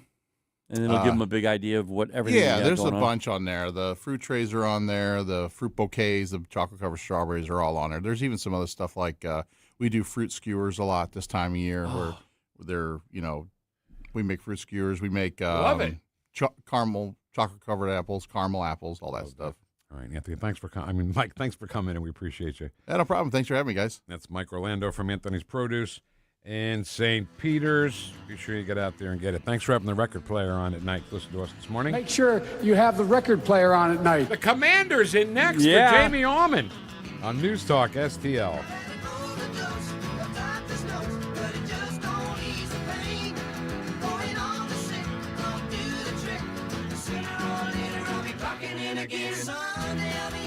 Why has Steph's Pizza become the place to go for St. Louis style pizza, appetizers, salads, and pastas? One taste and you'll know. Dine in, pick up, delivery, even DoorDash. Locally owned and operated with legendary pizza and a new location in Lake St. Louis at 111 Palm Fort Trail. In St. Peter's, St. Charles, and the original Stephanitas in O'Fallon on Veterans Memorial Parkway. Steph's Pizza is proud to be part of the News Talk STL family. Check them out at stephspizza.com. And remember, tonight's a good night for Steph's Pizza. Remember those magical moments in Mom's kitchen? The heavenly aroma of fresh baked cookies? At Trolley Stop Bakery in Chesterfield's Forum Shopping Center, our co-op of talented bakers has been perfecting that homemade magic for 4 decades. From the gooeyest cookies in town to custom pies, cobbers, and cakes, everything's made from scratch, just like Mom and Grandma's recipes. Need that perfect corporate gift? We ship our famous cookies nationwide. The Trolley Stop Bakery, 67 Forum Shopping Center, or TrolleyStopBakery.com. Because some traditions are too sweet not to share. Hi, this is St. Louis County Councilman Mark Harder reminding you to check out my new show this weekend. The St. Louis County Insider with Councilman Mark Harder. That's me. Every Sunday evening at 5, we will explore with you behind-the-scenes stories and information that you won't hear